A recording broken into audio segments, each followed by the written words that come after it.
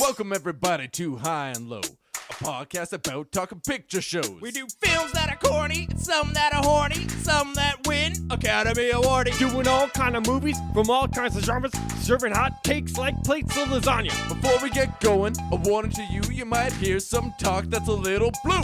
We sometimes cuss and we sometimes curse. We like to do it off the cuff and don't rehearse. Now, if this sounds like your kind of show, Tune in, Drop out, this is High and Low.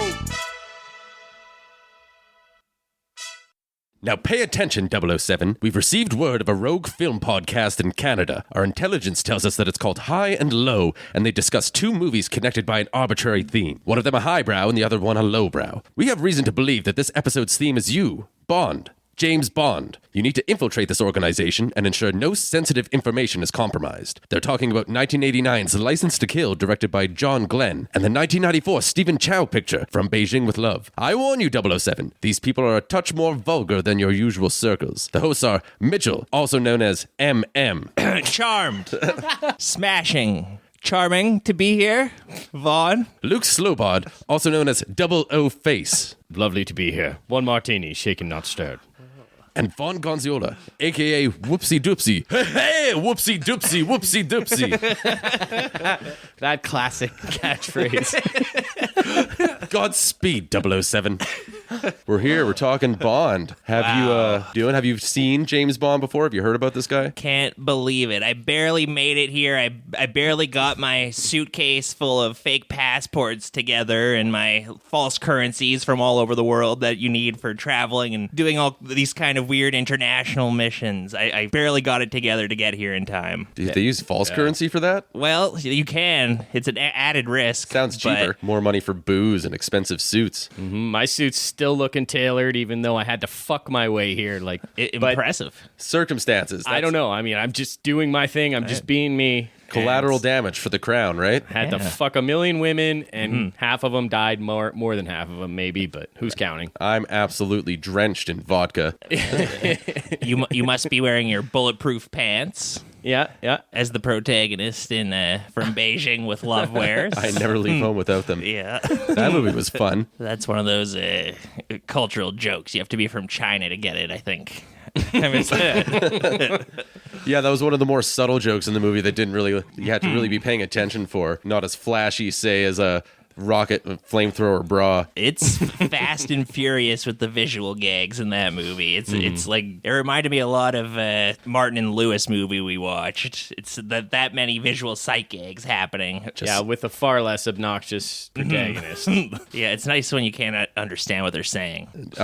James Bond's a bit of an asshole. He does just go around and kill people and blow things up and mess up the local politics. He's a brutal murderer when you think about it. So, License to Kill in particular, I mean, he's basically just like destabilizing another South American banana republic or something, right? Yeah, and he's totally off the leash. He's just doing it all by himself. It was the style at the time. License to Kill probably has the fewest James Bond hallmarks. He doesn't have a cool car. They don't really go globe-trotting or anything like that. The whole thing takes place pretty much in where South America. Do they ever specify a country? Well, because Sanchez, the villain, is supposed to be like a Pablo Escobar stand-in, right? But I don't think they ever go as far as to say, like, this is in Colombia. There seems to be Cuban elements to what's happening. They start off by saying that he's in the Bahamas. They do have a name for it, Isthmus. I think it's a made-up country called Isthmus, and this is Isthmus City. It was the Reagan, Bush Sr. era years. All of those places were bad. And that's all come back now. Like, that's why we're talking about License to Kill. That's in style again. We're a pro-Trump, anti-immigration podcast. Full circle.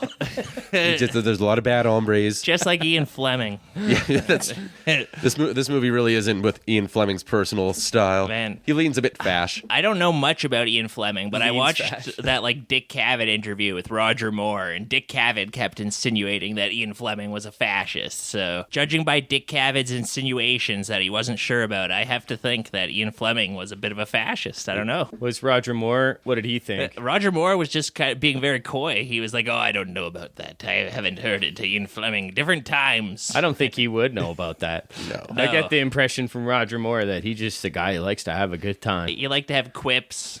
Yeah.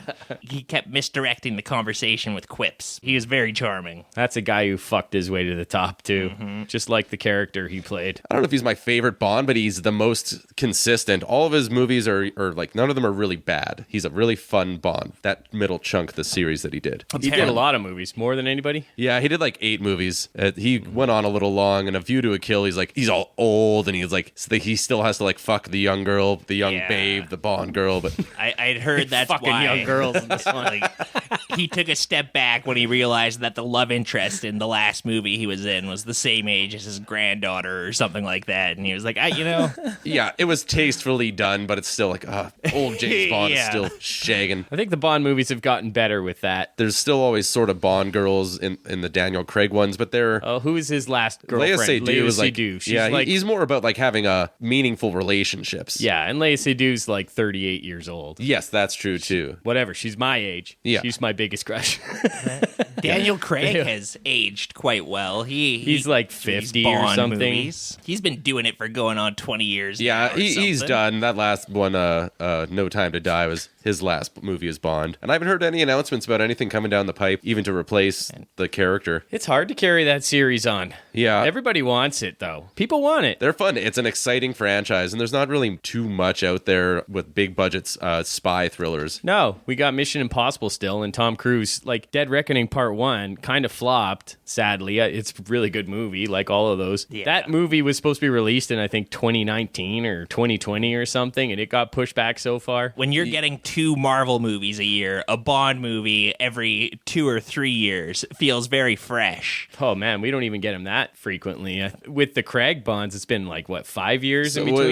it's like 4 or 5 years in between. I remember a couple Craig movies ago, they were an talking event. about replacements, because for the last few Craig movies, it's always been a question mark if he's coming back or not. And at one point, they were talking about Idris Elba, who might have been good at that time, but I think maybe he's aged out of it at this Yeah, that point shit as He's well. like the same age as Daniel Craig, and he's not even really interested in doing it, from what I've read anyway. He'd be great. It would have been interesting. 20 years but ago, he would have been great. Now I can't think of anybody. Maybe Harry Styles. He's like a famous British guy, isn't I he? said Daniel Kaluuya. He's a good actor. He's British. Oh, I didn't realize he was British. He's British. He can be He has funny. a good American accent. Actors in Hollywood look so much younger now, even than they did when Daniel Craig started. Yeah, some of them. Yeah. Who's that Most of them. weirdo-looking British guy who's in like House the of the Green Dragon? Knight? Oh. Barry Keoghan or whatever. Oh yeah. Keoghan. Yeah, maybe he could be Bond, weirdo Bond, peering into people's bedrooms and stuff. I think is he like a sex He's the symbol now? Bond.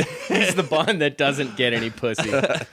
He's the Bond who eats his own cum. The Bond for a new It's just generation. his character from Banshees of Inisherin. Oh, do you think you might want to go out with me sometime? No, No, not at all. You're terribly nice, but no.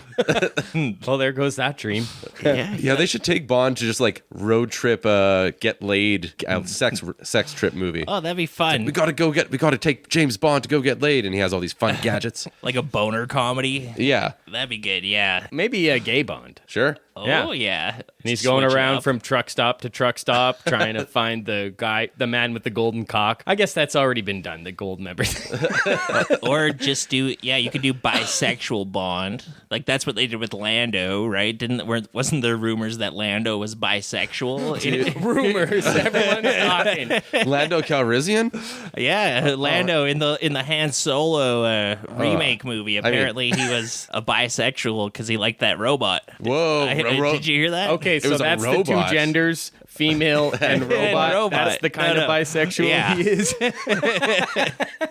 Exactly. Yeah. Female I'm leaning pansexual. robot. I'll fuck a man, a woman, a robot, A toaster. A pile of bolts. I'm bisexual. Get away from that blender. I'll fuck this wax statue of Angelina Jolie, and I'll fuck a woman. That's Oh, the two yeah. genders. A wax statue. Yeah. Hot or cold? Well, we'll see what I'm done with it. That's the fine balancing act when it Pulling comes a to wax, you know. Cold enough to maintain its form. It gets too hot, it starts to melt, but, Pull a Jack Frost. Just smoking and melting after. Oh, yeah. There's going to be smoking and melting. We're smoking and melting and smoking. All right, so we're talking about License to Kill. It's a 1989 movie. It's directed by series regular John Glenn. This was his 5th outing into the franchise, 5th and final, and he did some really good ones. Are either of you familiar with the Timothy Dalton ones, James Bond? Before we watch this, not at all.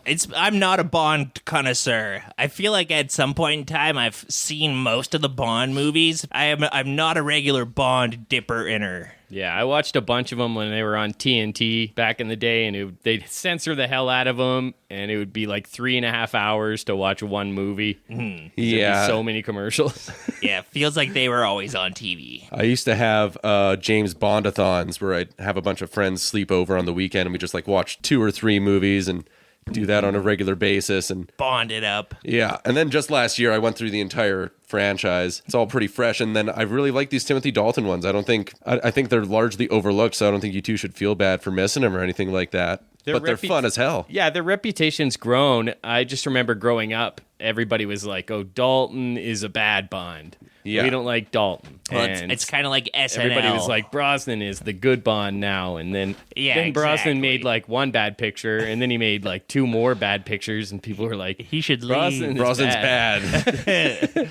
Why is he still here? I don't think it was ever Brosnan's fault. Those movies are bad. No. They're awful. I like Brosnan as a Bond. It's too bad Timothy Dalton didn't get to do one more. I think he was he was supposed to, but then there was some scheduling conflict. So we're with these two, and I think License to Kill, it's unlike any other James Bond, and it's fun as hell. Yeah, it kind of feels like it could be a write-off, because like a send-off to James Bond in a way, because it's a vengeance tale from him, and he's sort of swapping in his MI6 badge to go off the rails in this. Okay, but that's common in the Bond movies, from what I've seen, right? Not really. Like, he usually is. Doesn't he go rogue a bunch? Maybe later on. Rogue agent. But I think these ones are. I can't really think of really anywhere he does before. He kind of does things his own way a little bit, but in this one he's totally off the chain. But like he has like a pretty outline. This time it's personal. Like that's not a thing with Bond a lot. Maybe later. Well, in the Craig Bonds it is for sure. Yeah, that's all the Craig Bonds are about. It's all about avenging Vesper. But like usually he has some skin in the game because he always has his Bond girl that he gets like attached to, and there's like an emotional attachment to anything he's in, and he's got to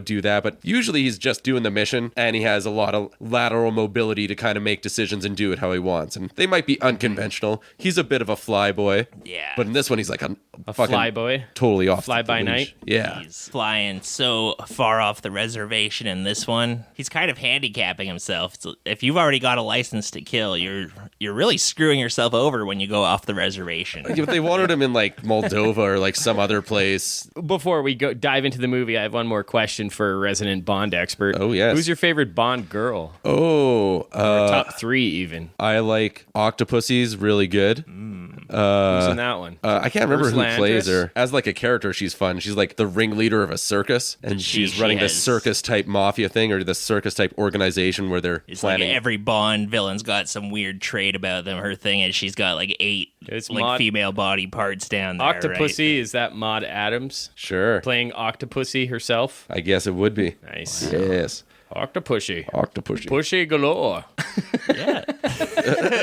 I like pussy galore. I must be dreaming.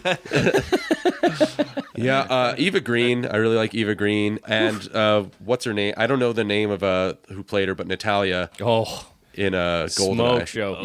Xenia Onatop. Sure, the Famke villain Janssen. In that. She's a beautiful lady. Michelle Yeoh is fucking sweet. Her movie kind of stinks. She's in Tomorrow Never Dies, but she's like the best part of it. I'm sure she could do some good karate. Unfortunately, both the Bond girls in this one are kind of duds. You got Carrie Lowell playing Pam Bouvier, and they're as attractive as they need to be, which is that's the thing. Whatever. I like that about Bond movies, and they keep that going. They get the hottest woman in the world at that time, and they put them in the fucking movie. It's like, oh well, who's hot now? Anna de Armas. Put her in the movie. She doesn't even have to sleep with Bond. We just have this smoke show at Darmus, and she brings it. Oh, yeah, no, both the Bond girls in this movie are like fucking smoke shows. Their characters just are kind of not great, and they're not great I don't know. They're just kind of like trying to be Bouvier there. especially wasn't lighting it up for me. Oh, yeah. And the script's not doing her any favors exactly. either. There's a lot of like the script on that. bad feminism in this movie. Yeah, it's not exactly a feminist text. No. It's not Alison Bechdel approved. Not even for a Bond movie. There are two named women who are having a scene alone together, and they exclusively talk about James Bond.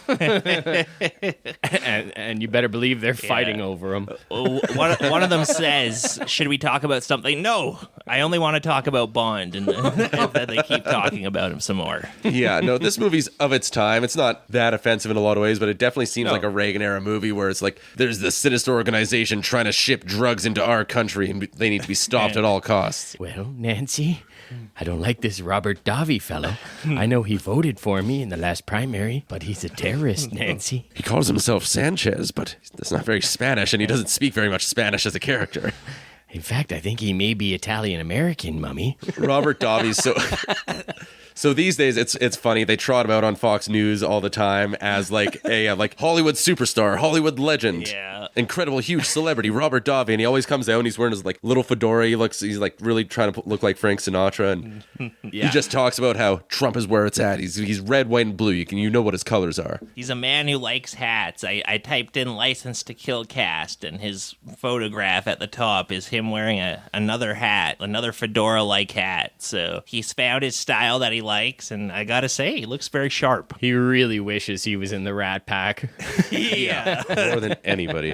Maybe he is. As we learned, we know the Rat Pack is still apparently functioning, and its membership is secretive. I think he knew Frank Sinatra. I think they were associates. I knew Frank. We were watching a clip right before we started recording where it's like, Hollywood supports GOP, and it was on Fox News. And it's like, yes, Hollywood supports Trump. And they have Robert Davi on, and he's like, and him and his kids, and his kids are beautiful, wonderful people. Eric Trump. I know Eric Trump.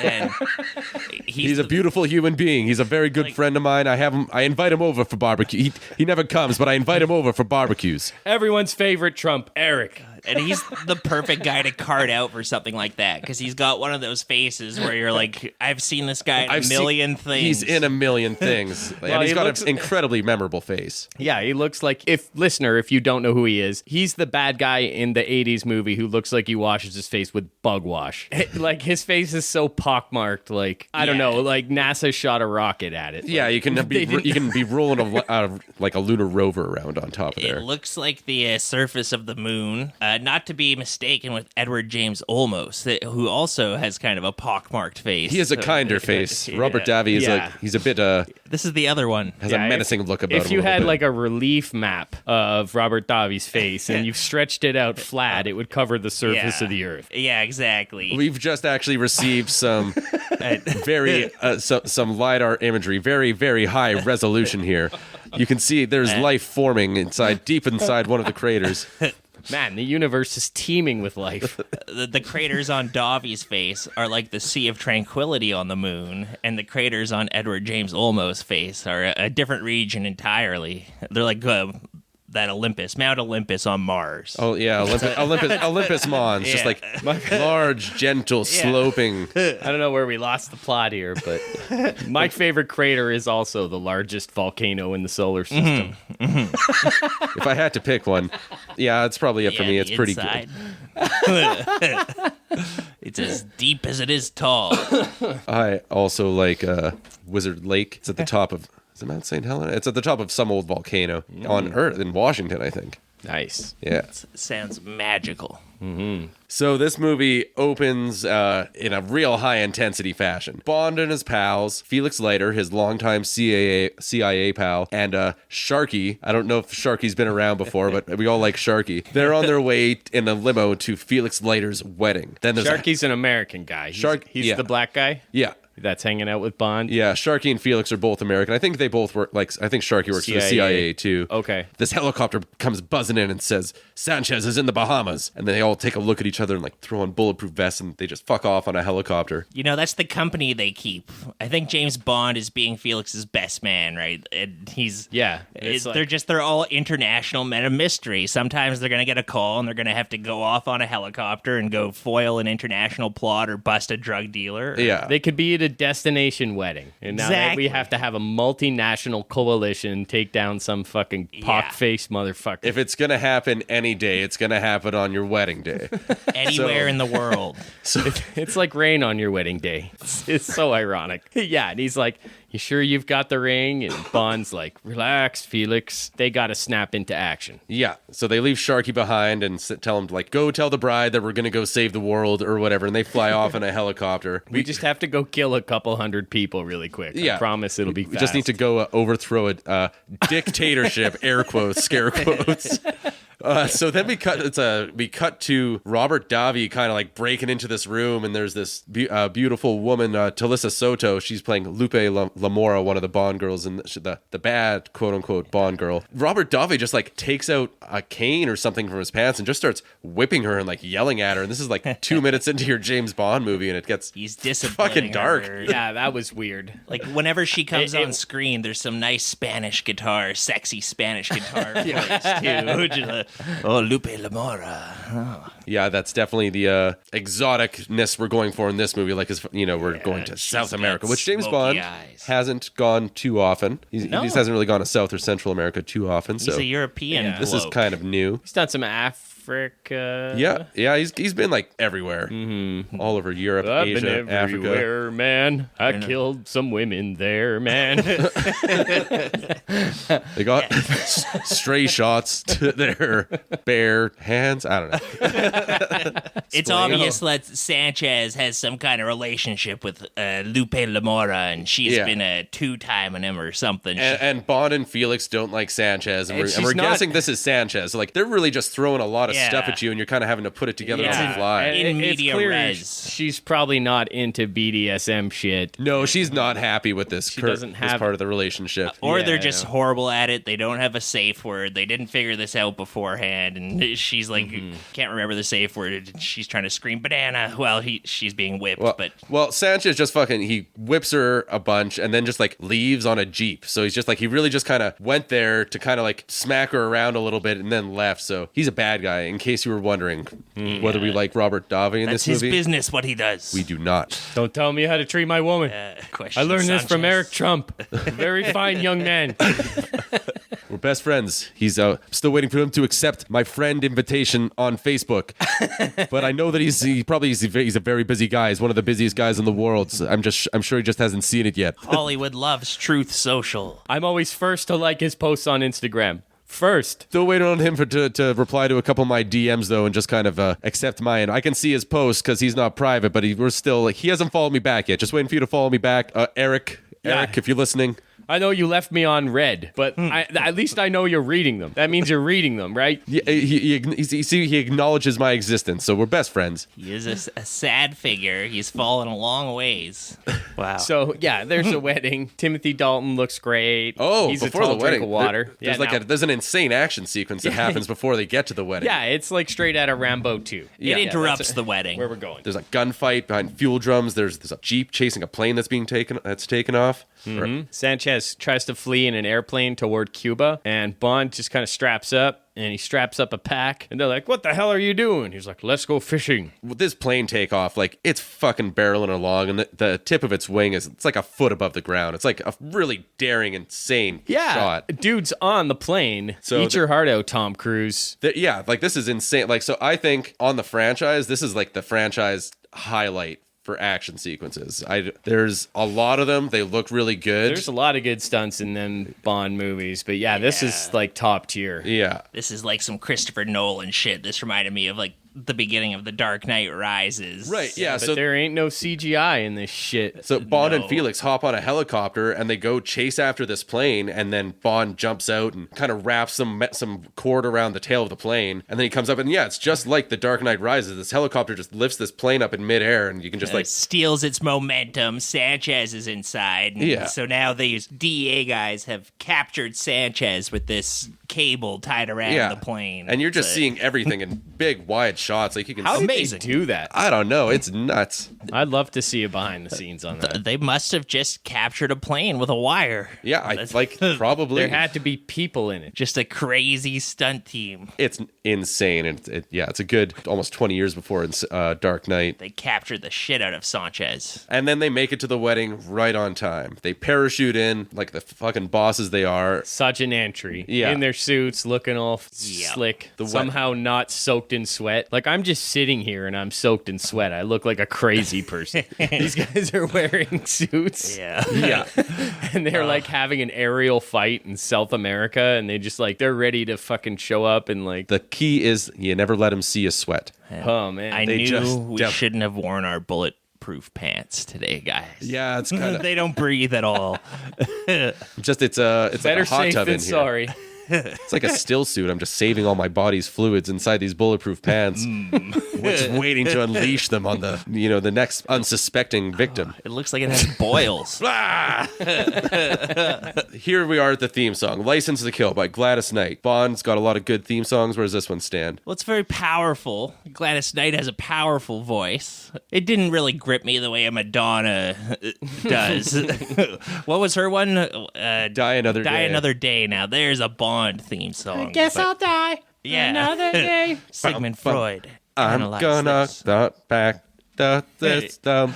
Yeah. I like that song too. But Gladys Knight's pretty good. Not a fan. I definitely like Gladys Knight more. But we were listening to all the themes before we started here. I'd probably put it in the middle of the pack. License to Kill. Yeah, That feels right. It's when you're watching it on the screen, you got all the ladies doing their kung fu moves, their fighting moves, and there's guns and all, it's your standard James Bond intro. It really works if you're just listening to in the car. Kind of goes on a little bit. Feels very archetypical Bond theme, It smacks of Bond theme. What's this movie called? License to Kill. Great, that's the name of the song. Yeah. I'm going to say it about 5,000 times. The songs are not always the title of the movie. No. Sometimes It's they're different. weird. It sticks out when they're not. You're like, wait, what? Yeah, like for The Spy Who Loved Me had For Your Eyes Only, the Carly Simon one. Bizarre. But A View to a Kill had A View to a Kill, and that song is fucking lit. Duran Duran. Yeah.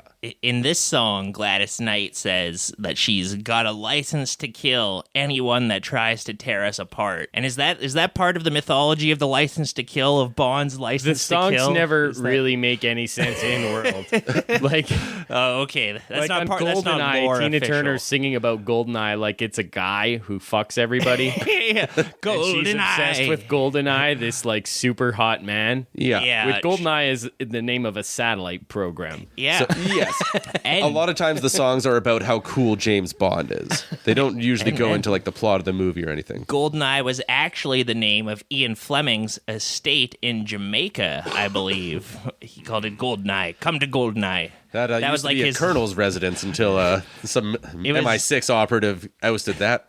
It was his Epstein's Island. He brought all his rich friends there. He had all of his little estates. He had Brown Eye. He had One-Eyed Trouser Snake. Oh, yes, he did. Pocket worm. So the Broccoli family, I noticed their names, and I'd forgotten. Those are the guys who own the rights to the James Bond franchise. That's right. Yeah. There's Albert Broccoli, and then what's her name? He died. Barbara Broccoli. Barbara Broccoli. I think Albert Broccoli died shortly, but in between this and GoldenEye, anyways. This was is the last. Broccoli's final movie. Yeah. This is considered a changing of the guard in the Bond movies, because I guess like the guy who wrote it had written several Bonds, and this was his last one he was writing. Broccoli's last movie. These Dalton's Broccolis last. still have the rights, though, right? They do, Okay. yeah. You can't even. We Broccoli probably can't even family. be talking about James Bond right now. We're gonna have a broccoli. We're Well, gonna have a whole fucking salad Come coming at to me. our house. Come at me, Yeah. Broccoli. I'll God. steam you up.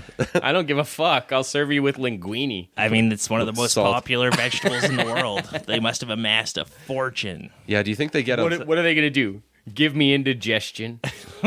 Make me fart. just steam you a little longer? That'll cure that up. I was already gonna fart. You don't want to oversteam it because then it's mushy. No. and you can't cook it twice. Oh, but that was a James Bond movie, right? You can't cook it twice. Oh man, you only live twice. I think that's the one I haven't seen. So we learned that Sanchez is facing 139 felony counts. 936 years in the slammer. So this he's a bad apple. Yeah, he's up to no good. He's basically like Tony Montana. Yeah, that's kind of what he's supposed to be. He's facing more time than Donald Trump, his hero. Just edging out Trump. Got 3 times the felony conviction. He's not shook at all. He just looks the main guard in I think a Killefer. Killefer is the main CIA guy who's kind of in charge of this case. Sanchez looks Killefer in the eye and he's like $2 million US, a standing offer for anybody who frees me. So he's confident he's going to get out. And they're like, God damn it, you think this is some sort of banana republic? Yeah, Killefer's like, me think he doth protest too much, this Killefer guy. He's like, what? We would no Asian would ever betray the law for money. And you're like, get something up with this guy. I don't know. He's shitting his pants. In about 2 seconds, he's revealed that he's the bad guy, that he's the Sanchez's guy on the inside. Yeah. Well, was he ahead of that, or did Sanchez just buy him that easy? Oh, that's interesting. I think he just bought him, because at first he's like, your $1 million bribes aren't going to do anything. And he's like, $2 million to anyone who springs me. And he's like, what? Yeah, but Sanchez's plan is so elaborate. So it involves. So while this is happening, Felix is getting married, and they're hilariously elaborate. They're getting married. They're kind of getting the word that Sanchez is going to prison. So then we go to Sanchez's prison scene. He's the usual. He's fettered. He's in the back of a van. There's a guy with a gun there, and they're driving along this like 7-mile Jack bridge. Frost. Yeah, exactly. Yeah, if you've seen it, like Mitch brings up Jack Frost every episode. Jack Frost is the best movie we've ever covered. It's crazy how it applies to every movie. It's a seminal film. It actually is the work upon which all other artists go-to. based. You know, it's the seed that this podcast grew out of. I was gonna say Sanchez was like Hannibal Lecter, but then I was like, what's a better Jack Frost? He's like Jack Frost. Well, it's your standard prison transports setup. If you've seen it in Jack Frost, you've seen it in 1,000 other things. You've seen your dad go through it. Yeah. I'll come back for you, son. It's a bit of a Con Air scenario, only in a van. Their evidence is flimsy. I'll be out back in 3 to 7 years, son. It's okay. We got 2 guards on Cyrus the Virus. We'll be fine. 30 other of the most deranged and dangerous people in the United States. Totally unguarded. We put a U.S. Marshal there. We're good. One single guy who literally pisses his pants, who has a handgun. Just a Batman's rogues gallery of firebugs and serial killers. So today we're talking about Con Air, the 1997 Nicolas Cage feature. No, but this is much more elaborate. No, like they're driving along this big ass bridge. There's a big convoy, and Killefer he has a fight with the van driver, and then he just drives the van off the bridge. But that was part of the plan. That was part of the plan. They had to do it right then and there because they're met by a crew of people with underwater submersibles and scuba gear coming under the van just as it's coming down, and they like cut the lock, and it's this huge jailbreak. That's why I'm saying Killefer. He had to know. He had to be in on it, right? Because that's a pretty elaborate plan. The stupidest and most reckless plan ever. Why wouldn't you just rescue him on dry land? Because they never see this one coming. No, they have to do it 100 feet underwater with like submersibles. Oh, buddy, I hope you're ready for a ton of underwater shots and underwater and water-based fighting. There's lots of water creatures. Scuba must have been really hot in 1989 because this is the movie. It's the biggest pro scuba movie I've ever seen. Lots of jogging, lots of scuba. Those were the activities that the middle class was demanding in those days. What's your opinions on self-contained underwater breathing apparatuses? I don't like it. I don't think man was meant to go down there. Yeah. Man, just like man wasn't meant to fly. What if I told you man has walked their dog while scuba diving with them? Man's depravity, the depths of it knows no bounds. This doesn't surprise me one bit. Who knows what else they did to their dog under there? Yeah. Why, did they show that in the special features for this movie? No, that's something I pulled from a book a kid's book we have, like a kid's science book. It's cool things. Here's 10 cool things about the ocean. Did the dog have scuba gear? Yeah, the dog had scuba gear connected to his owners. Poor dog. Well, no, like his dog. I guess Were they doing it to punish? They went 100 meters under. It was some real crazy shit.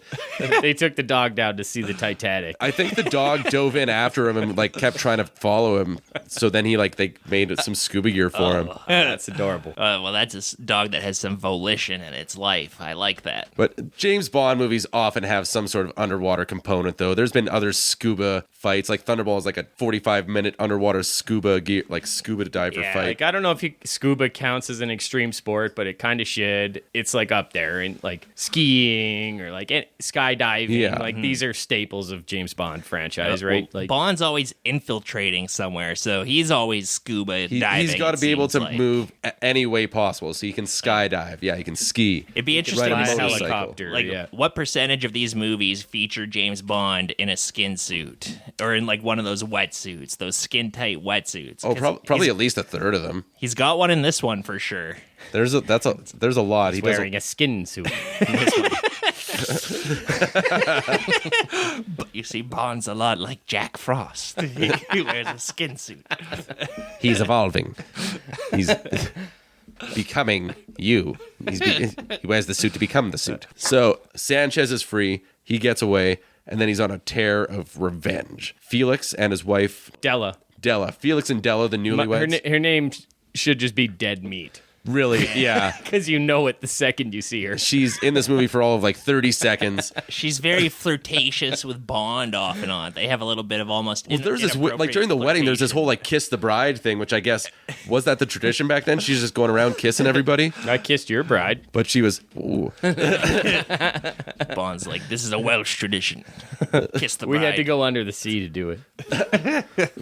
Scuba doesn't count. You got the masks, but yeah, the newlyweds walk in. They're so happy, and then Benicio del Toro walks out of the closet behind them. There's a couple of thugs in front of them, and then Benicio del Toro walks out and just beans Felix right over top of the head. It's no good. He's so young looking in this, but he's just right for this role as kind of a weird, swarthy villain. I could have seen him do bigger things. He could have been 10 years later. He could have played a much better Sanchez. Yeah, he's a way fucking better actor than Robert Davi. Yeah, he's weird and he brings a cool energy to things. Yeah, he's got this kind of like edge, this like really edge and like not so thinly veiled threat where everything he said is basically like, I'm going to stab you. He's got the Sonny Landham psycho edge in this one. He doesn't look like he washes his face with 40 grit sandpaper either.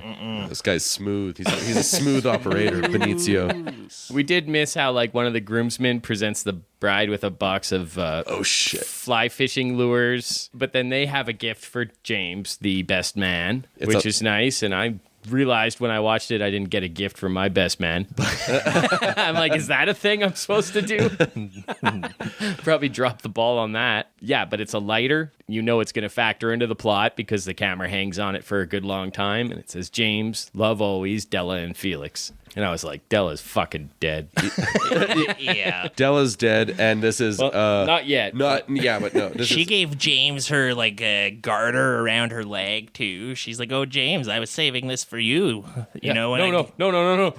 He's like, no, thank you.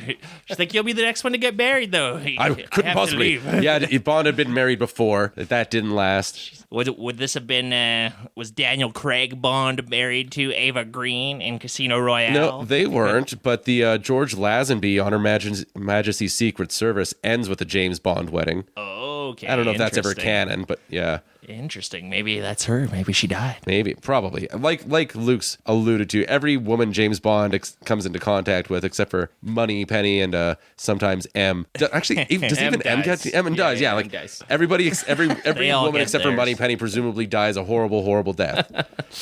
The man is just like poison to all those around Poor him. Judi Dench, just like, I didn't even sleep with you, Bond. Being shot is dying prematurely no matter how you cut it. I assume they slept That's together. on natural cause. Well, in MI6, natural causes. I guess, yeah, it's a hazard of the job. You know, I don't take my license to kill lightly. I'm a 00 agent. No, I have a heavy heart every time I do it. We know. We know that our... heavy heart and a quip. I didn't go through 8 years of kill school to get my kill license. But you know you're not long for this world. I mean, you're not going to retire and have grandkids running around. That's just not a thing. What do you want to happen. Do you want to meet St. Peter at the pearly gates and just not having killed at least like 15 villages worth of people? Exactly. You need bragging rights.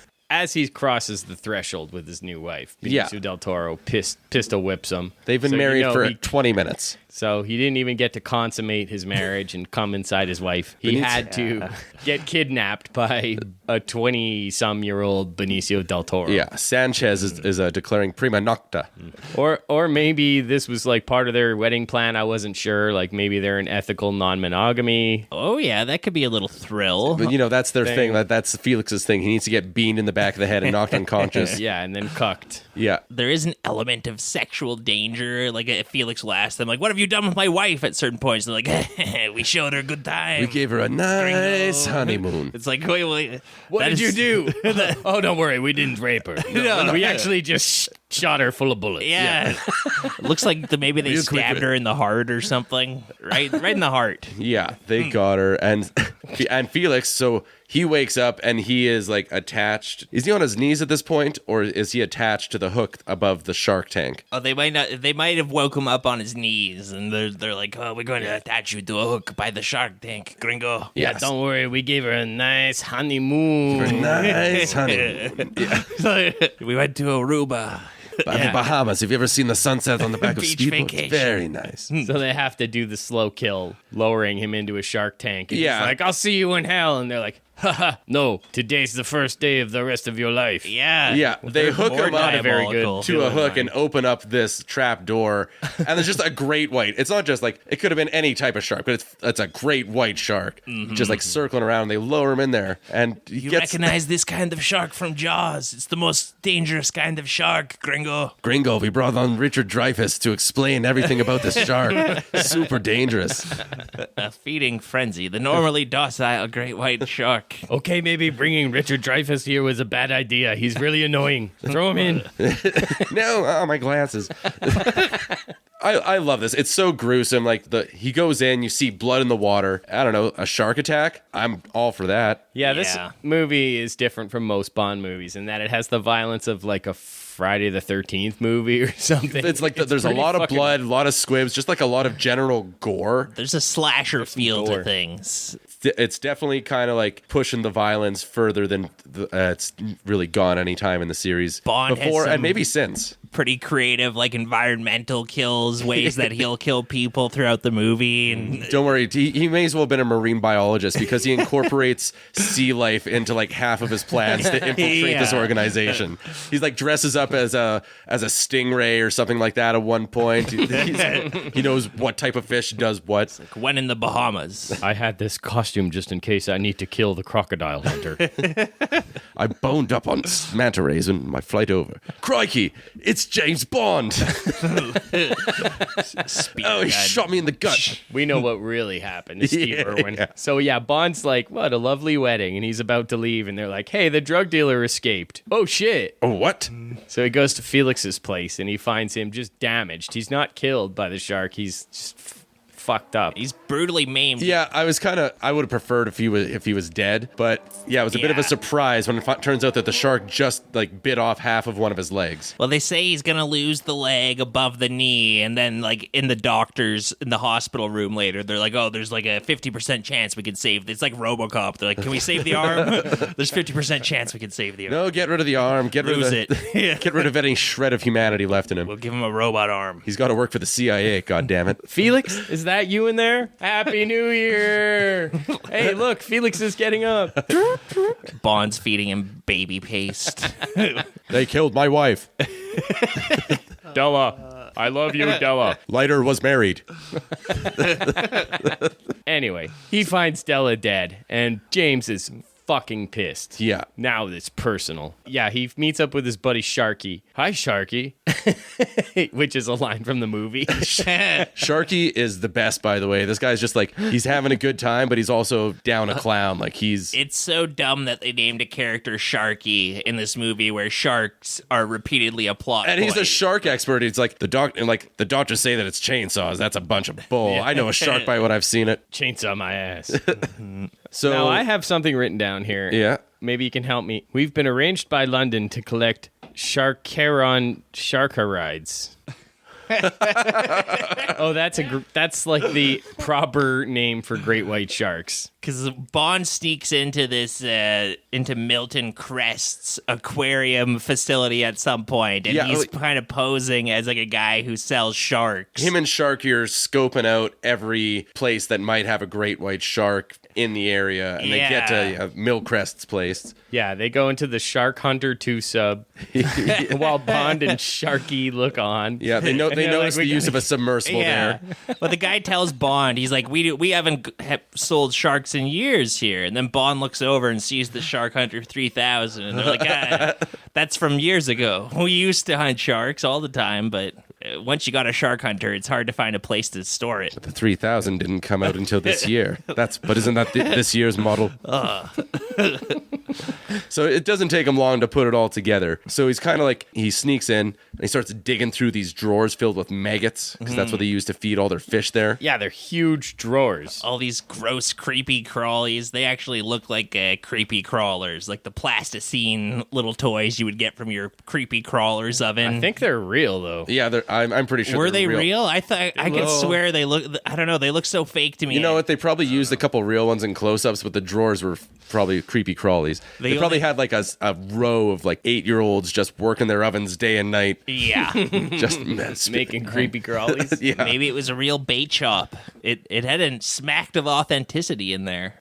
I've been in facilities like that plenty in my life where they have like the maggot drawers and the shark tanks. The Shark Hunter 3000. It's just like that. This movie is just like it almost took me out of it a little bit. It was so realistic. Yeah. Well, you spent years as a shark hunter, so no surprise there. That's why you picked this movie, I assume. I picked this movie for the sharks, and also just the use of the shark type equipment, like the Sharky 3000, and the fact that one of the characters' name is Sharky. I'm a big shark guy. Shark Week, I take off work every year for Shark Week. Now, isn't that in the summer? That should be dropping pretty soon, right? It should be a national holiday. I think it already happened, of course. The marketing on Shark Week is unbelievable. Like, everybody knows about Shark Week for some reason. It's just, how did that catch on? And who actually watches Shark Week? Aside from me, if I'm going to keep the bit up. But I might drop the bit. No, I'm keeping the bit. Sharks. Yeah.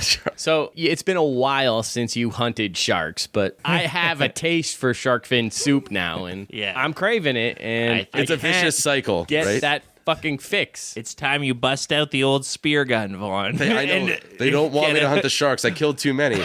They knew the truth. They'd call me Johnny 99, Johnny 2000. No excuses. So James Bond, while he's looking at this drawer filled with maggots, he finds a brick of cocaine and he gets ambushed by this rent-a-cop. Yeah, a security guard gets the fucking drop on James Bond. I'm like, what kind of Bush League James Bond is this? Yeah, his nerves are frazzled because Felix got his leg bitten off. This would never happen in a normal James Bond in a normal state of mind, but he's a little whacked out, right? Okay, well, the Bond apologencia is here. I still don't think some fucking overweight schlub making minimum wage should be able to get a drop on James Bond. Well, it's the human condition. He's going to make mistakes, and unfortunately, countless thousands will die as a result. But that's just them making a statement, man. Oh yeah, it's not just that this security guard has convenient plot armor for this one scene because he needs to get the drop on Bond. No, they get into like a pretty scrappy fight, and James Bond winds up throwing him into an electric eel tank. Yeah, that's the other guy. Oh, right. So this guy just tosses into the maggot drawer. Yeah, he puts him in the maggot drawer and closes it, and he's like, bon appetit. That's a pretty good line. That's a pretty good line. So then this other guard comes along, and they get into a fight, and James Bond throws him into the eel tank, and he's got nothing. Yeah, you could have made so many jokes there when you watch that guy get electrocuted to death. And I'm even thinking, like, I'm missing a more whimsical Bond here, because an eel is such a fun animal. Like, you can use an eel to strangle someone. You can use an eel to jump rope with. You can use it for all kinds of things, but he just he throws the guy in the eel tank and walks away. I mean, he gets electrocuted. Danger, 20,000 volts or something. Yeah, that's true. But, Kilifer also comes in immediately. But he didn't even say, no shocking pithy remark. Gave him the slip. It doesn't even have to be the electric's one thing. You can have eel puns, too. This is a Bond with vengeance on his mind. He doesn't have time for it. Yeah, I think he's having a eely bad day. Shocking. All I can think of is shocking, and that's so hacky. All I can think is shit just got real. Zap, zap, zap. We got something, it's better than nothing. This script gives us nothing. Yeah, well, Killefer breaks in immediately, and he has the drop on Bond. There's a bit of a showdown. Killefer is Sanchez's kind of number one guy. Killefer's the cop guy. Yeah. The traitorous cop. Crest. He's the boatman. He's the boatman. We go into great detail to learn everything about Sanchez's they break it organization in this movie. It's the blueprint for how we're going to make our crime organization Exactly. Like, there's just a few little question marks peppered throughout there we have to figure out. Killefer just straight up offers Bond half of the $2 million in his briefcase. And he's like, no, you earned it. And he throws him into the sharks along with the case and all the fucking money. Yeah, a bunch of blood money. And then Sharky pops out and he's like, what a terrible waste of money. Ba-dum-bum-ba-bum-bum. See, that's what. But I wanted Bond to say the blood money thing because you got the blood, you've got the money, it's all in a pit together. He should have said I'm fine with him being thing. like, you earned it. That's a fine. He's having some sort of line when he's killing him. You don't want him to get it like he's having get him a on both larf. ends. That's too much. He's Sounds taking like- the piss. Maybe he should have given that money to Sharky. I mean, I don't know what the CIA's dental plan is Dude, like. Sharky but with $2 million would have such a blast. That guy knows how to party. It's like, I know you have a vendetta, James Bond, but I just thought Felix was an okay guy. I'm just here to help a bit. I could have used some of that money. Well, Sharky could have used it and retired and not gotten killed 15 minutes later in the movie.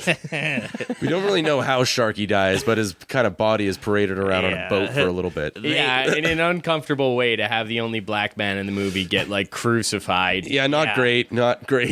He's murdered by shark hunters. Happy to have Sharky around while he was there, and they kind of did him dirty in the end. It's ironic. Off-screen death when he's like presumably as good of friends with Bond as Leiter is. Like, And I love that they let Leiter live. They're like, we'll send Leiter a message. What about Sharky? Kill his fucking ass. Yeah. String him up. Now a Bahamanian. sure, we're somewhere around there. A Bahamanian. This cop. movie's very vague about where exactly anything is. He's like giving Bond grief about it. He's like, you're in over your head. This is where it ends, Commander. And then M comes in and he revokes Bond's license to kill. Yeah, Bond's been he's getting a little too much heat. He blew up like a warehouse last night. There was a body found with like a $2 million in a bloody shark tank. Like, Yeah, he's fine, by the way. He just now has an insatiable appetite for maggots. well, those like maggots were like injected with hormones and stuff to help things grow. So like, Yes, if he's in there, he's probably superpowers. accidentally eaten a couple maggots. So he's gonna gonna turn be into like a jacked. Marvel villain, Yeah. or something like that. Like this is where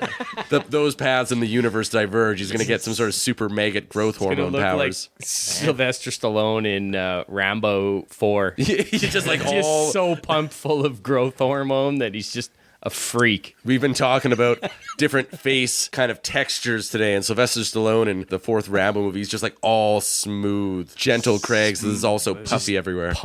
Just pumped full of everything you can imagine. A wax figurine of himself. It's disturbing. So, while Bond is talking to M, they're dropping a couple trailer lines here. Like, M's like, this private vendetta of yours could easily compromise Her Majesty's Commonwealth. Effective immediately, your license to kill is revoked. Bond didn't like that too much. He says, I guess this is a farewell to arms. And then he does karate on all the MI6 guys. And He kicks the shit out of everybody in the room and Yeah, just... he punches M. I don't know. He must have detected something there in that split second that like they were trying to off him or something. Like he saw there's a sniper outside. Maybe. No, they weren't going to kill him. They just he wanted him to go rogue. Yeah, they wanted him to go on the mission where MI6 wanted him to go. Bond, your pension papers. You have to sign. He just starts karate chopping. Bond, your T309. You forgot to initial on the third page.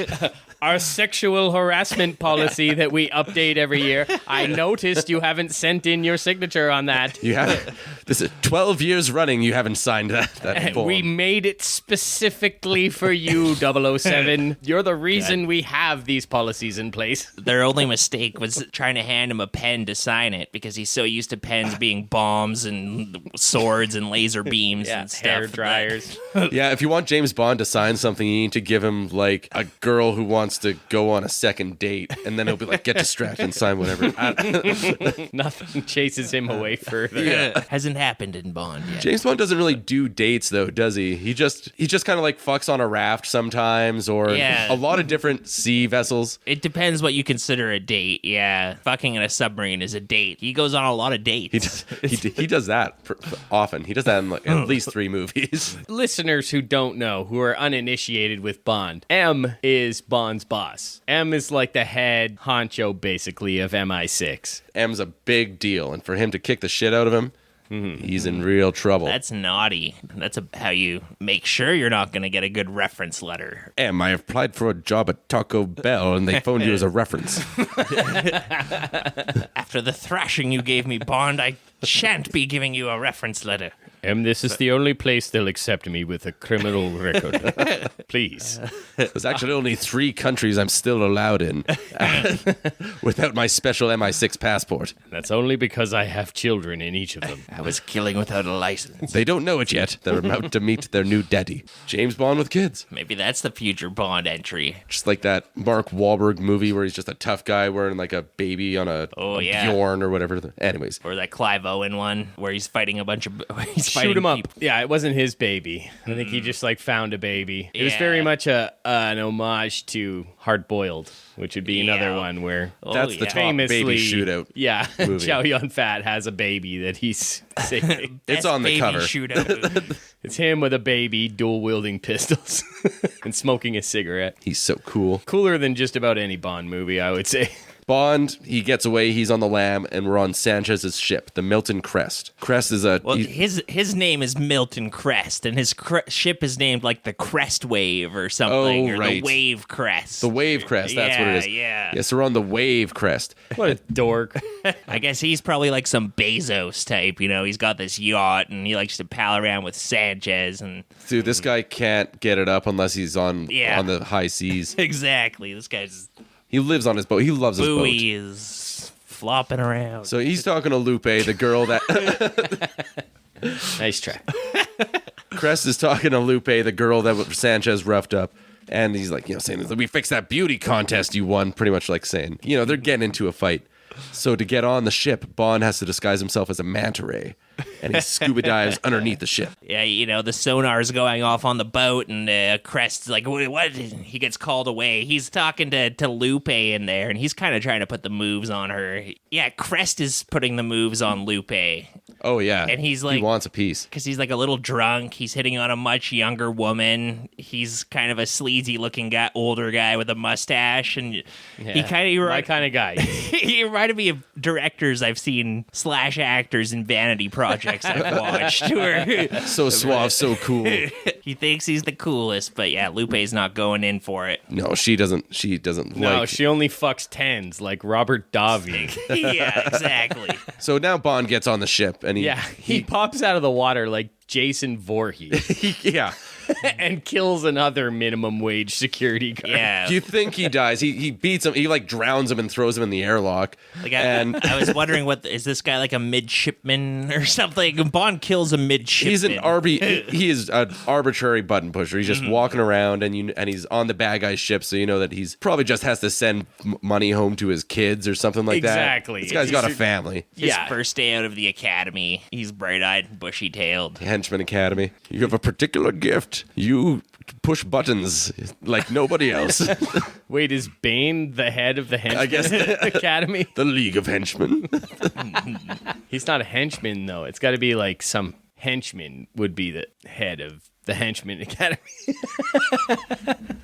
He's in a roundabout way a henchman, maybe. In the movie, he turns out to just be a henchman. It's sad. He's Talia al Ghul's henchman in that We're all movie. somebody's henchman, whether we know it or not. I guess Bane is kind of a henchman. He wasn't until he was. Until there's 15 minutes left in that movie. Yeah, he's always kind of a red herring. So Bond puts this guy in a pod full of bricks of money and coke. It's the airlock. It's going to come back a few times in this movie. It's a pretty important prop. Yeah, then he sneaks into Crest's office, and there's Lupe, and he's like, "Oh, who whipped you?" Yeah, he finds the whip marks immediately, and he's just he's just right away, just his dick is just ding, ding, ding, ding, ding, ding, ding, ding, ding. It's amazing that he gets anything done in his job.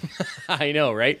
Between drinking fucking gin all day and just being a total pussy hound, like that takes up all my time. Yeah. I don't know about you guys, but And he menaces her, Lupe Lamora, a couple times in this because like he gets into the room here, he's got the knife right in her face. Later on, he'll sneak in and like put a gun right in her face. I think there's a little there's an element of danger play between them. Yeah, I think that's what they call it in the danger play community. He's menacing a lot. Like he's a dangerous man, and that's something that kind of comes up a lot. Where like he's fine, and then there's like if somebody gets in the way of what he wants, whether it's a beautiful woman or whatever, he's gonna turn it on and get mean. Mm-hmm. He is dangerous. Dangerous is his middle name. He's like a tiger. Yeah, she says it was her fault that Sanchez whipped him. It's so sad. Yeah.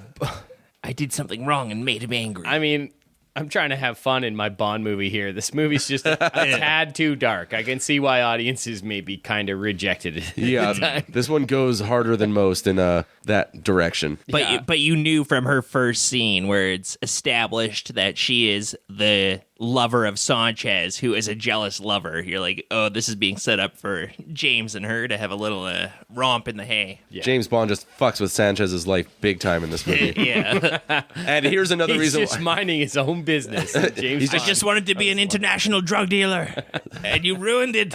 I didn't hurt nobody, except for that Della. And I just wanted to scrub my face with a cheese grater. And you had to come around and fuck with me. Just waiting for Eric Trump to accept my MySpace friend invite. Am I such a villain? Tell me, Bond. Here's where we find out that Sharky's dead. Sharky comes in, as we talked about, and he's kind of strung up and crucified. And Bond sees this, and he's none too happy. Basically, he just wants to go on a killing spree to get out of here. He harpoons a guy in the chest. This guy is like compliments of Sharky.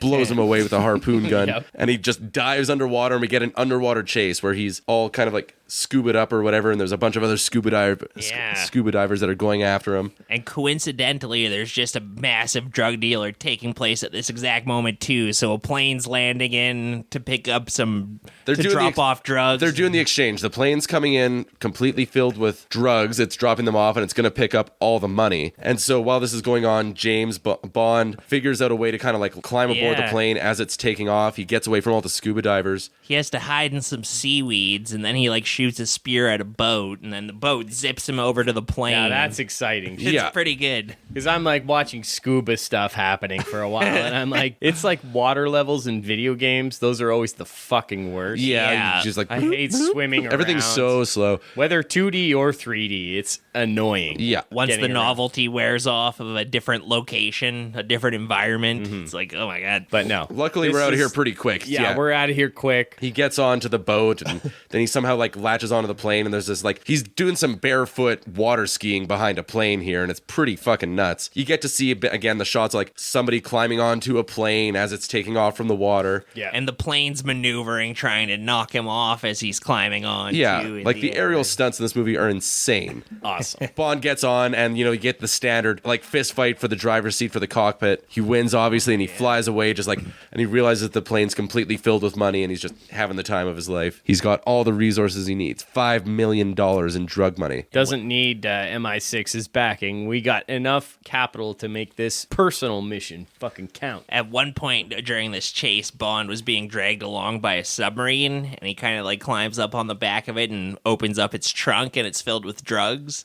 And then he just starts like stabbing the drugs. I thought that was good because that's personal to Bond. That's why. Yeah, no, and they all see him. Yeah. They see him underwater, and he's stabbing all their coke piles. He fucks Sanchez twice here, and it's awesome. There's a camera right in his face. That's right. Yeah, he gets the money and he destroys the drugs. That's the fucking shit. Who's stabbing my drugs? Why couldn't they shoot my drugs? Now Bond's on the hunt, and he's going to try to kind of figure out an edge and some way to get in and get to Sanchez. Mm-hmm. So he finds this CD-ROM back at Felix's place. Yeah. And on there he finds the CD-ROM. Yeah, CD-ROM. In 1989. This was like the most futuristic thing. We're lucky it wasn't like a 12-inch laser disc or something like that. Or I didn't know James Bond was a hacker. Oh, he knows. He knows. He's very good at computer. He knows all the computer.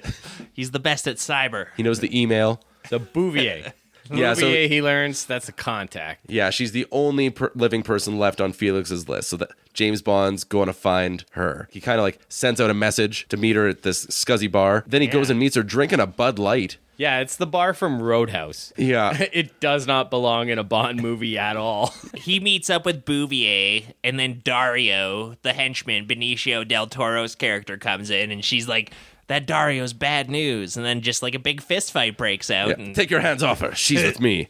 Nobody's asking you, gringo. Benicio del Toro's awesome in this movie.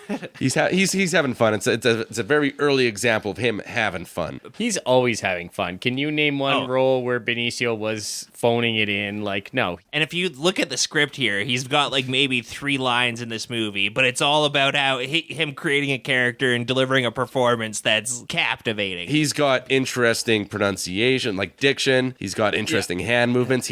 I'll kill you. He steals every scene he's in, and he's not in it much. His outfit is immaculate. He's just got like a black suit, kind of like bright red shirt underneath. It's looking sharp. Open like 2 buttons down. He's looking suave as fuck. Sanchez has some good fits throughout this movie too. Robert Davi, I have to say. This insane bar fight breaks out. Somebody grabs a swordfish off the wall and starts trying to stab Bond with it. Like, fun. Every kind of nautical themed thing. This is like some kind of a Captain's Boil type restaurant. So they're grabbing nets off the walls and swordfish and trying to capture Bond. Now, I know from experience and from life and even from movies, normally when there's people shooting 12-gauge shotguns in a bar, people flee.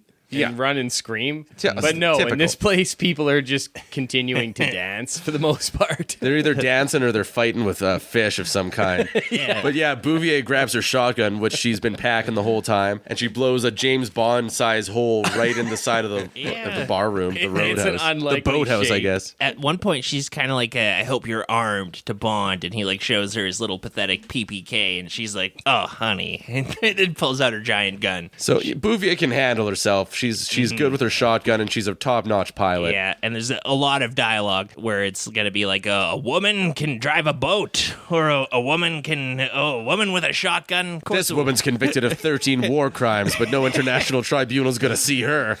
I can do anything the boys can do. I flew Black Ops in Nam. So this is Carrie Lowell who plays Bouvier in this movie. Is she in much else? She was married to Richard Gere for a minute. Oh, shit. So as they're getting away, Benicio del Toro pops Bouvier in the arm or something like that, or in the chest, but she's been wearing a bulletproof vest. I don't know where she kept it. Like, she's wearing spaghetti straps, but she had one on, so we're lucky. They have like their little back and forth. I need to know everything there is to know about Sanchez. I need a flight to Isthmus. What do you need it for? You're going after Sanchez, aren't you? He only wants her to be the pilot, basically. He's like, you were a gun runner. You can get me to this island, and then you fuck off. But she doesn't fuck off. She hangs around the whole time. Fuck off, I told you. I shall slag off. This is a less charming Bond. He's very sinister. He's very intense. Doesn't have Connery's easy way with words. But this Bond hits less women than Connery's does. Yeah, true. Both on and off screen.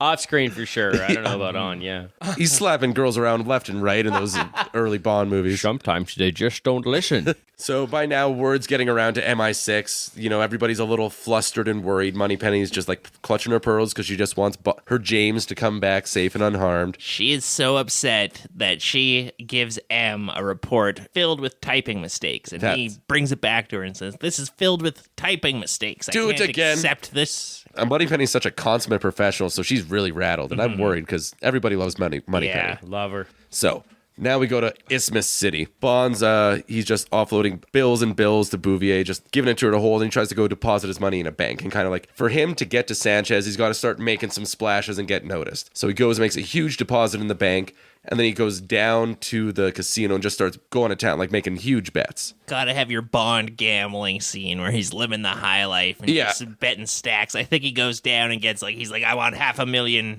in chips, and then he's playing 5 hands at once. He's like, I would like to play the whole table myself. Yeah, no limits. So before you know it, he's got like a pile up to his head of $1,000 dollar chips. He's raking it in. Yeah, and while this is happening, we're getting insight to Sanchez's operation. So we find out that the way they sell their drugs is they have Wayne Newton go on. He's like some sort of televangelist, and he's like, they give him the price, like $1,000 a key or whatever. Next to the stunts, my favorite thing about this movie is Wayne. I do love Wayne Newton. He's got a chunky role in this. He's great sleazy televangelist type. Hey, It's perfect. it's me, Wayne Newton. Donkashane. I was the #1 act in Las Vegas, Nevada, for 42 years. They basically got like the entire bad guy base is built into. It's done up to look like his religious retreat or something, isn't it? It's actually a drug lab. It's like a Walter White meth lab under there. Yeah, so like the ultimate like climactic set piece, it's inside their huge lair, which is on top of these mountains. It's like a mountaintop lair, and it's like got huge statues carved everywhere. And Gotta have a big mountain. they got this Egyptian theme going on, I think, later on, which is a little doesn't make any sense. doesn't make that much sense for like Central America. That. I stayed in the Egyptian casino when I was in Nevada. That's where Carrot Top The lives. Luxor. Yeah, the Luxor. Look at that, kids. It's where Carrot Top lives. Were you seduced by Wayne Newton? He came up to me and he took me back to his room and made me a big bowl of pasta. Oh. I'm mostly also familiar with Wayne Newton from Vegas Vacation, so those are the two main touch points, and Ferris Bueller a little bit. Mm-hmm. I know him a lot from Fallout New Vegas. He does the voice of Mr. New Vegas. Oh, really? He's like one of the radio voices you can that's listen funny. to. He's down to have a good time. I like him whenever he shows up. So the bank manager, he's like, I got a British sucker here. He dropped $250,000. Plays like a total jackass. And Bond's playing blackjack as Sanchez is looking on. And Sanchez is questioning Lupe about Bond. Like, who is this guy? What's going on? And he's got this stupid fucking iguana on his shoulder. Yeah, Lupe was on the boat when Bond did his big hijacking thing, so he wants information. And yeah, he's got this iguana with diamond necklace around its neck, like a diamond collar, I guess it would be on an iguana. He treats that iguana better than he does his girlfriend. Yeah. And she's like, I can't stand that thing. And he's like, come on, look at this thing. Just give it a kiss. Kiss the lizard. I've Kiss the heard- lizard, Lupe. Iguanas are an alarming pet to live with because they'll be all cold and they won't move for several hours. And then they get warm all of a sudden and they just start skittering around the house and run all over you. Oh, I thought this iguana was stuffed or rubber or something for the first chunk because it was completely still on Davi. Yeah, I'm pretty sure that was a real iguana. Oh yeah, it moves later. They must have chilled it in a refrigerator for a while before it's scenes. But yeah, Lupe's whole character arc in this is she gets free of Sanchez eventually, and then she gets to wear the iguana's diamond collar for a bracelet. So she finally gets to live as good as an iguana does in this James Bond world. I wish I could live like that iguana. I mean, I really think Robert Davi sucks. He is the worst thing about this movie. As a Bond villain, he is weak, even if I separate his politics from his art. Like, He's a pretty bland villain, unfortunately. he's speaking Spanish and he's ostensibly Hispanic, but he can't speak Spanish. He just says like, "Sí, por favor." Senorita, That's gringo. unfortunate. It's just like, yeah. Dos cerveza. And, It's like, yeah, it's tour. He speaks tourist Spanish. He speaks like all of our aunts and uncles or parents or whatever when they go down to Cabo for the winter or whatever. Like, Yeah. it's the type of Spanish they speak. Tres That's what I tacos like. al pastor, por favor. maybe that's what I liked about him. I like how he looks at Bond and says gringo. That's something I can understand. Been there, my friend. There Yeah. were no subtitles required because Yeah. all the Spanish in this movie is Very stuff that I understand. Including just like rudimentary. random like people carrying luggage in the hotel, or just like everybody in this part of the world just like speaks English with a Spanish accent. Yeah. We're from the Bahamas, my friend. What'd you expect? I just watched Don't Look Now, which is a Italian movie with Donald Sutherland from 1973. It's a horror classic. Yeah, and Sutherland has extended scenes in the movie where he's speaking Italian with people, and there's no subtitles given on it. Even with the subtitles on, it just says speaking Italian, and I'm just sitting there trying to guess what they're saying.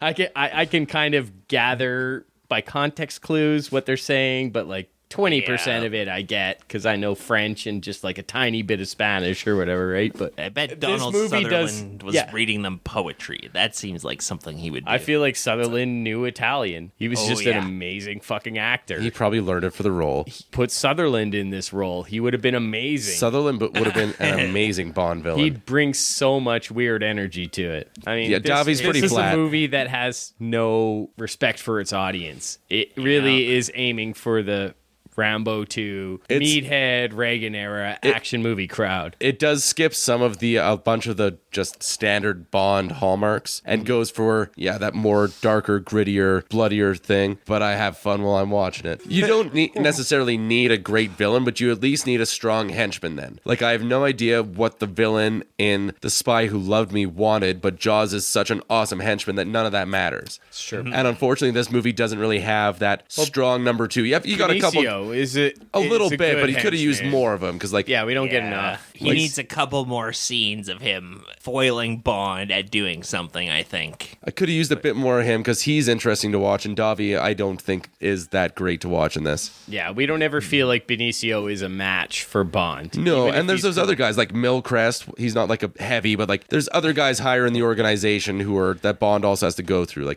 Milcrest and Killifer. And Milcrest is such a milquetoast. Give that guy a wedgie. I could pants that guy. We're with boring Sanchez, and Bond's just starting to clean house, so he wants him to come up and meet him. Bond gets some information here, and they kind of have an interesting thing. He takes Bond's gun, and Bond says he's interested in working for him, so he's starting to kind of work his way into the organization a little bit. Yeah, it's quite the elaborate plot. He's ingratiating himself to Sanchez. They could be kindred spirits. They seem to get along okay. It's that familiar plot that I love where you need to get in close with the big kahuna and just really become kind of best friends, and then you just dismantle on the inside. It's very much like the Tom Jane Punisher, where he doesn't become best friends, but he just picks apart Sanchez's life one by one, where he takes his money, he takes his drugs, he gets him to kill his business partner. So we're back at the hotel. Bond Lupe Lamora is stealing that table. He's like, what the fuck is going on? And she's like, well, he's planning some big party for some Orientals tomorrow night. He's like, I'm going after Sanchez. I can't leave until I get Sanchez. And she's like, are you loco? You loco? You'll get us both killed. Gringo, you have to stop being so loco. Sanchez, you can't get to Sanchez. You must be loco. One of the people that Sanchez has a meeting with is Kari Hiroyuki Tagawa, a.k.a. Shang Tsung. Yeah, that's right. Which he's playing Kwang, but I will refer to him as Shang Tsung from here on out because he's been in a lot of things and he's always great, but that's kind of that's the role that's seared into my mind. Your soul is mine. Sanchez kind of has a United Nations for drug dealers going on here, where he's like, drug dealers of the world, unite. It's a real gentleman to evil moment. Too evil. There's the Asian drug gangs that's where Shang Tsung is situated. And it's our new drug. It's 1,000 times more addictive than marijuana. They're not going to just take his word for it, though. They need a little evidence before they go along with this multi-billion, trillion-dollar They want deal. to tour the plant, yeah. They've got lots of great lines. It's easier for the politicians to take silver than lead. So they're just talking about they're going to run the entire country. And these bad guys really are having a great time. They're just busting each other up with their jokes. East meets West. Drugs are so good, am I right? And then they'll all just bust out laughing. I love selling drugs to people. Especially kids. We're so evil.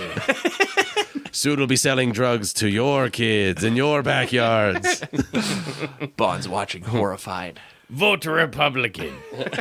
While this is happening, Bond's gone back to his hotel and he gets word that his uncle has arrived and is waiting in his suite. And so they get up there. Bouvier's packing heat. She's got a gun. She's with Bond. To show that she's got a gun, she rips off the bottom half of her dress. She's always got some sort of Derringer or pistol everywhere. So hell yeah. That's the sign of an experienced gun runner. So they go into the room and Bond ambushes Q and just kind of roughs him up a little bit. And it's just great that Q gets to make an appearance here because it's pretty dubious that Q would even be there in the first place. Nobody knows that Q is there. But we have to have Q. Desmond Llewellyn, the lovely movie. Q. Yeah. He has gone off the reservation apparently as well. Him and I guess Moneypenny have hatched this little plot where he's gonna go out there and help Bond out with some gadget. He's got like a belt buckle. That's a radio. He's got an explosive alarm clock, dentonite toothpaste to be used sparingly, which is actually C4 or something like that. Camera gun that has like a palm handle, so only Bond can fire it. And a laser. And a laser blasting X-ray Polaroid camera. Bouvier humiliates herself by using the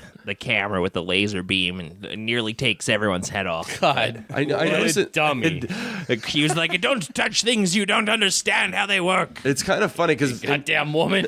God damn it. I have to stay with you in the hotel.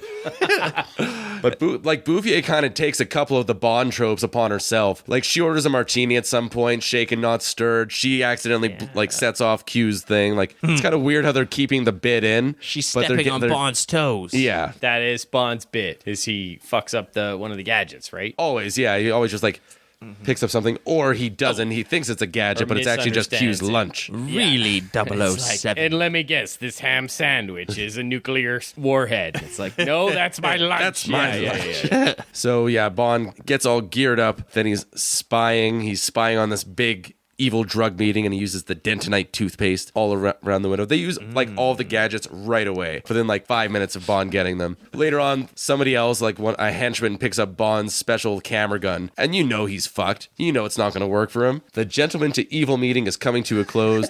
Sanchez is like, and no more business, and he opens the door, and a bunch of babes in cocktail dresses are just waiting behind there. Sex workers. Yeah, exactly. Bitches, come. That's what I wrote in my notes. From Triple X. It's a drug lord party. Yeah, they're having Women a great love time. it when you say that too. You need to be an international drug lord for that to work. You need to have the money and the power. And then you get the woman. Bond, he kind of gets his bit of intel, and he goes to another rooftop, and he's spying on them, and he sees Bouvier talking to somebody there, and then he gets ambushed by ninjas because it's 1989. Gotta have ninjas in your movie. This is a pretty good ninja fight. These ninjas are back flipping and front flipping and kicking. Yeah, and they get him in one of their ninja nets. As good as he That's is, more than Bond can handle. he can't deal with the net. Q didn't give him any sort of pocket knife or anything like that. Never would have anticipated a net. That's ninjas are an old feudal type of enemy, and Q's a very advanced kind of futuristic type of foe. So in movies, nets are just the most undefeatable kind of they seem to be hard to get out from under. I always think that I'd have an easy time with a net, but I don't know. When they're weighted at the bottom, you probably get all tangled.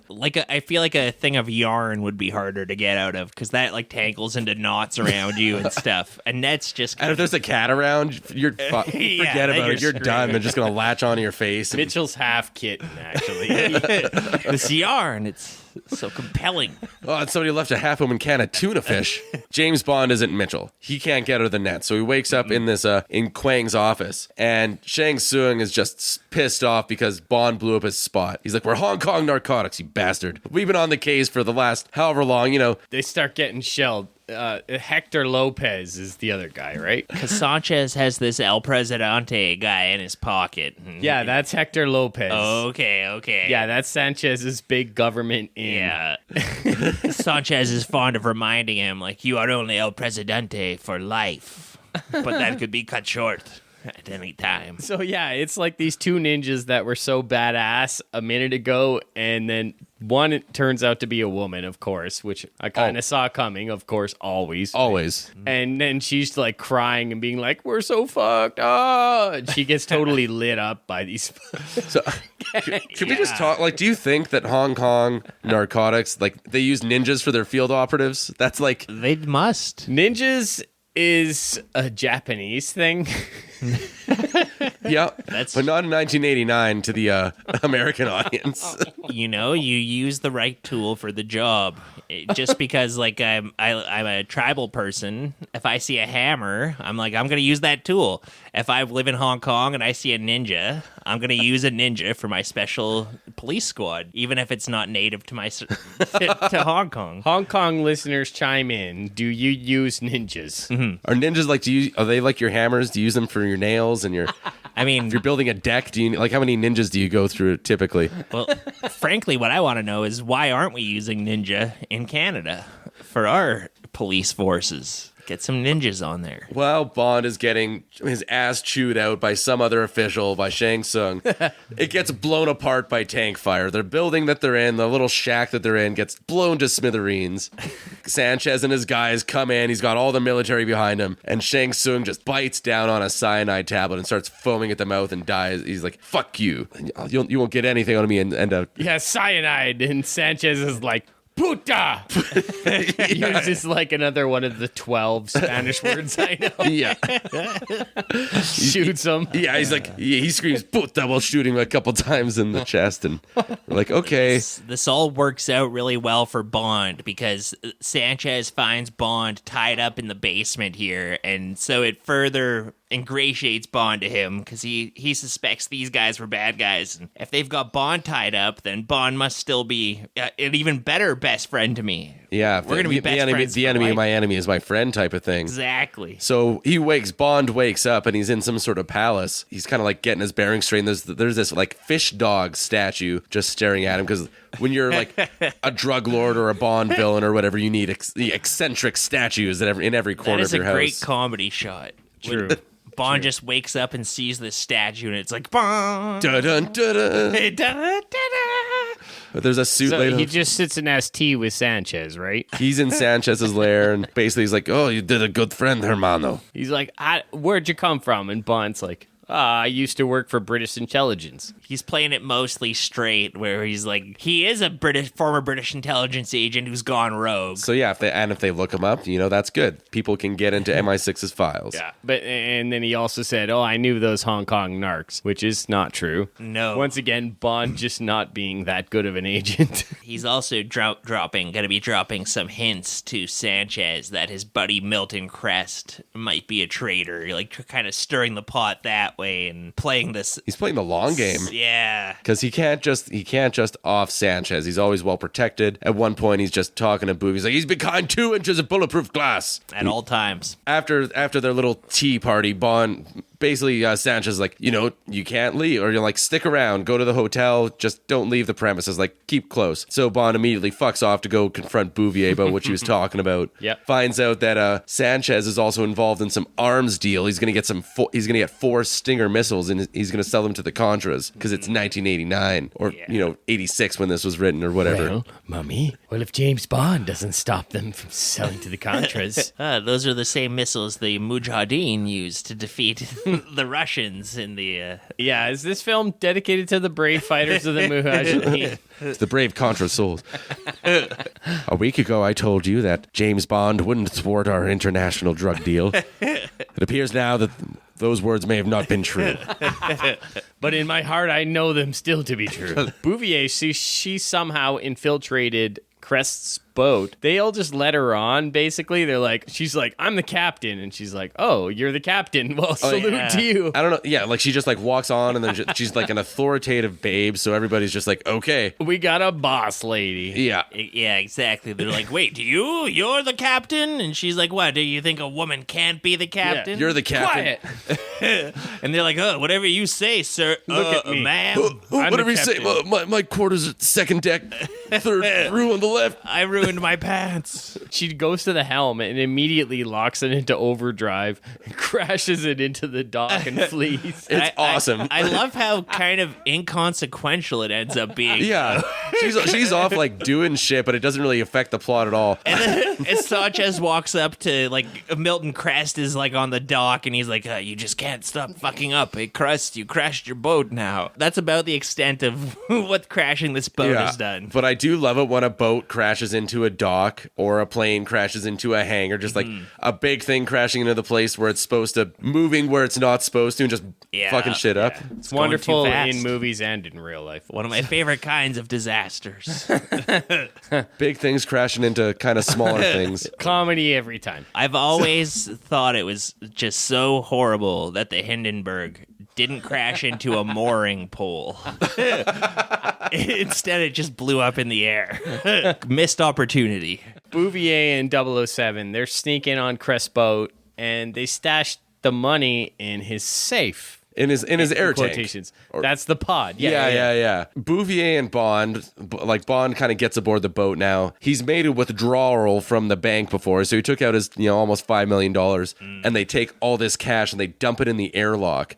And then they just jump back in the water and they watch it all play out. And Sanchez, some guard finds it, brings Sanchez down. Sanchez sees it and brings Milton Crest down. And just basically earlier in the movie, he's like, loyalty is more important to me than money. So he shoves Crest into this air tank. Sanchez throws Crest in the air Sanchez tank? throws Crest in the air tank. Okay. Just pumps the pressure to max.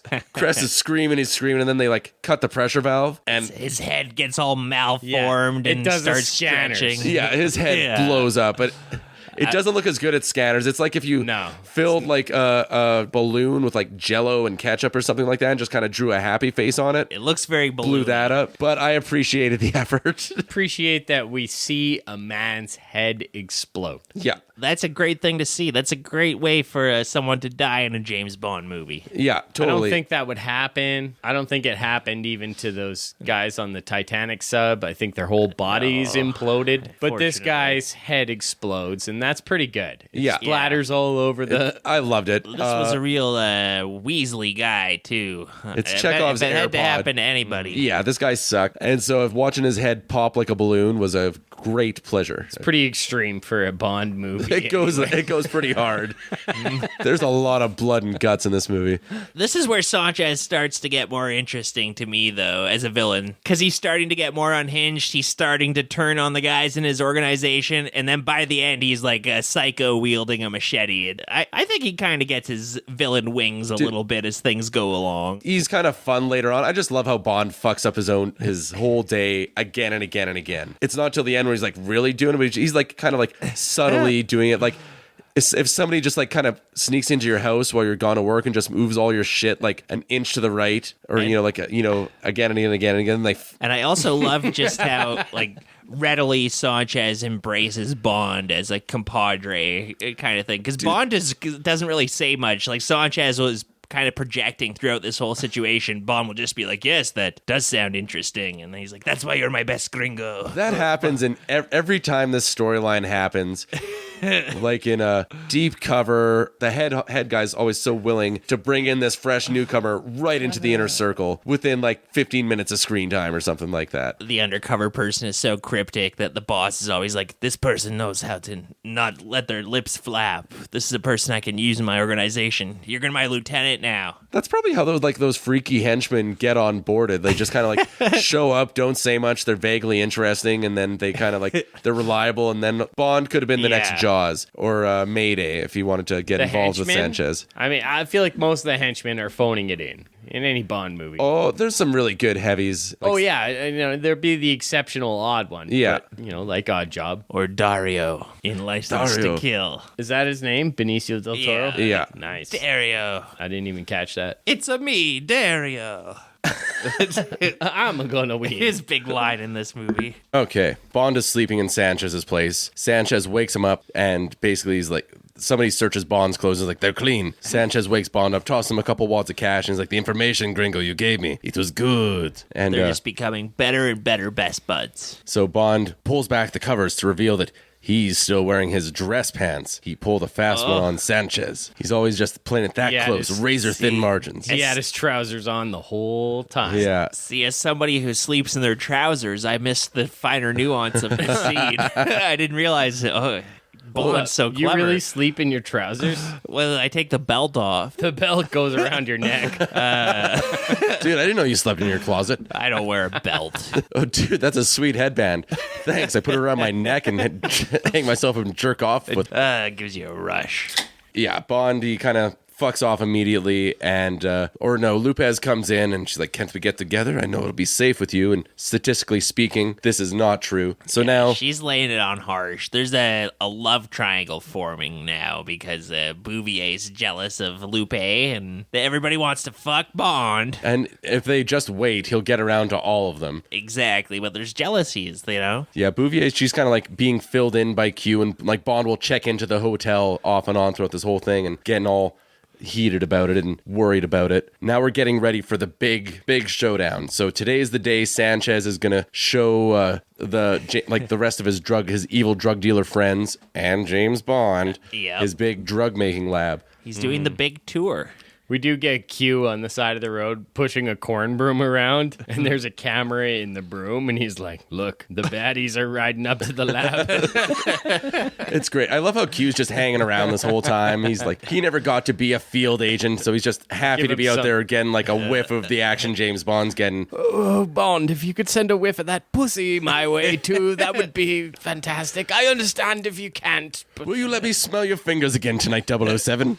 Bond's like, maybe if you hold the camera fucking steady. I fucking told you. It makes me nauseous to see the camera move so in such a herky-jerky way. So we get Sanchez's lab. There's like a super cool helipad, and it kind of lifts up. Has all this crazy symbols that like the whole thing kind of opens up. The floor opens up, and this helicopter drops in. Again, it's this sweet mountaintop operation. Classic and Bond villain shit. Yeah, exactly. Giant helicopters coming circling in for a landing. Yeah, and they've got huge machinery in there. It's a major operation. They make them all put on little face masks like N95s or whatever. No, we can't have our best customers developing a drug habit. And everybody just thinks this is the funniest. Sanchez slays with all his... we sure are assholes. It's true. We don't get high on our own supply. They love it. The Biggie Smalls song told us that. The Japanese, they get high on the German supply, and the Germans get high on the Isthmusian. But never the tween shall meet. Sanchez has So this, it's 2020, and everybody's got masks on. There's this one accountant villain that Sanchez has, who's like really a Wall Street guy, I guess. He's like always concerned with the money. Accountant villain is redundant. Go on. He's the guy always pushing like, oh, if we sell the drugs for 5 cents more, we'll get like $500 million more dollars. He's that guy for Sanchez. Yeah, he's leading this tour. Yeah, and as Sanchez becomes more unhinged and he's blowing up more shit, he's like, that lab cost $35 million. That truck cost $5 million. He can't handle it. He's a nickel and dimes guy. There's big risks involved. He doesn't get it. I don't think he's cut out for the job. Yeah. You take big swings in the drug world. So Sanchez is showing them the accountants, showing them how it happens. They say ordinary gasoline about a dozen times here. That we take ordinary gasoline and we cover the drugs in it, and then we take the drugs over to an ordinary gasoline slurry. You see, it's quite simple. We simply put the drugs in the most combustible, volatile substance we could imagine, and then we transport it. Couldn't figure out how to do this with water or like Mountain Dew or something. Yeah, fruit punch. It is the most valued and heavy regulated substance on planet Earth, and we use it as our mule. So yeah, through that they have some process where they add some shit to it, and then it turns into slop, and then it turns into 100% cocaine. It almost looks like vanilla pudding when it comes out the other side. That's what it kind of looked like to me, with some like icing sugar sprinkled on it. Didn't look like any cocaine I wanted to do. No. With their whole exchange, they send a little lab geek every time to mix it down because it's ordinary gasoline, and they need to get it down to an 18% mixture of ordinary gasoline. And meanwhile, Bouvier is there distracting Wayne Newton in the Egyptian room. Yeah, she's got like a briefcase full of money, and she's just such a huge fan. She wants to make a donation, and Wayne was like, "Oh, why don't you just come on into my private suite and we'll arrange a meet and greet." We'll make Good news, baby. It's soundproofed. Yeah, he's putting the moves on her. Wait, oh, you're pulling a fucking gat on me. Oh. Okay. Bouvier pulls a gun on him immediately. And this it's doing something for Professor Joe. That's Wayne Newton's character. Yeah. He's like, I'd be lying if I didn't say that this wasn't working on me a little bit. He's got a big old bless boner. Yep. She spends the next chunk of the movie now just wearing like cultist robes, which is kind of interesting. She'll just be running from scene to scene with like some weird robes trailing off her like a cape. It's like in that episode of The Simpsons with the leader. It's, just the standard white robes with like maybe like a little bit of a collar going around at the top there. I feel like the cult thing was probably just a hat on a hat. We probably could have left all of that out of this movie, personally, but... It's the 80s. It's the last whiff of the 80s. You need to indulge and go extra on every little thing you do. Dive in, take a good deep breath of that 80s. Get it while you can, because by the time you get to the 90s, people don't care anymore, man. Apathy hasn't set in yet. Not my 90s. Gen X was so jaded.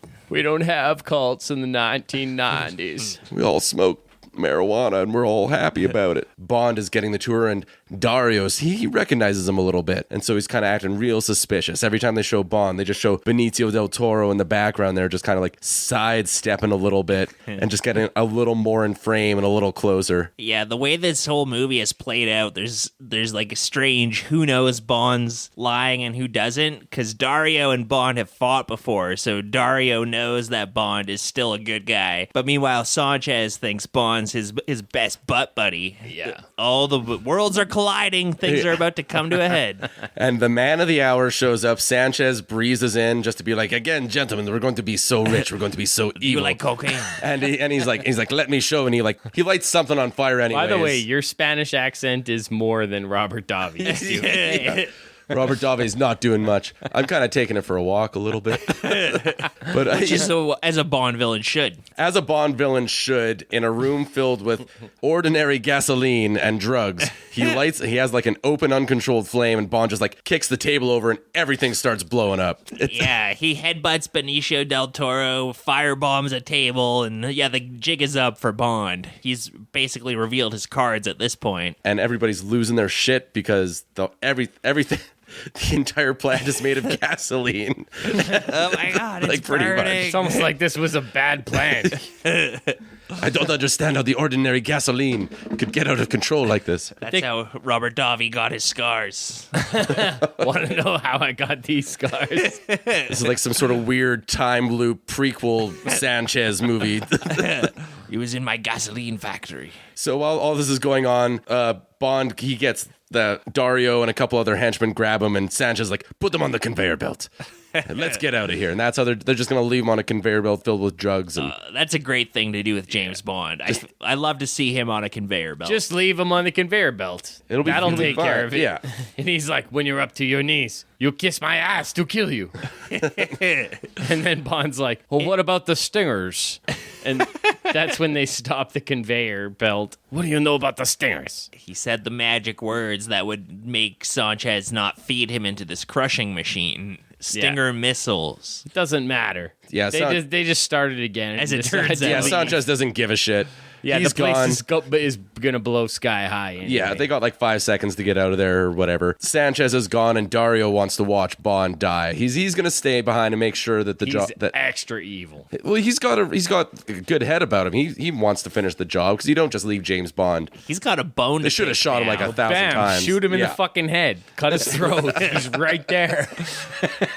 Bond is, but no. Bond's got like the plastic things around his hand binding him, and as he's going off the conveyor belt, he gets hooked on there, and Dario's like, "Ah, shit! I gotta climb onto this conveyor belt now and try to cut this guy free." You gotta like kick him in the face and the hand. So, and also, by the way, the conveyor belt, it's just a bunch of bricks of cocaine that are being fed into this like milling machine or something like that. Yeah. It's got a bunch of spikes on it, and just It's the stupidest. A random crushing machine.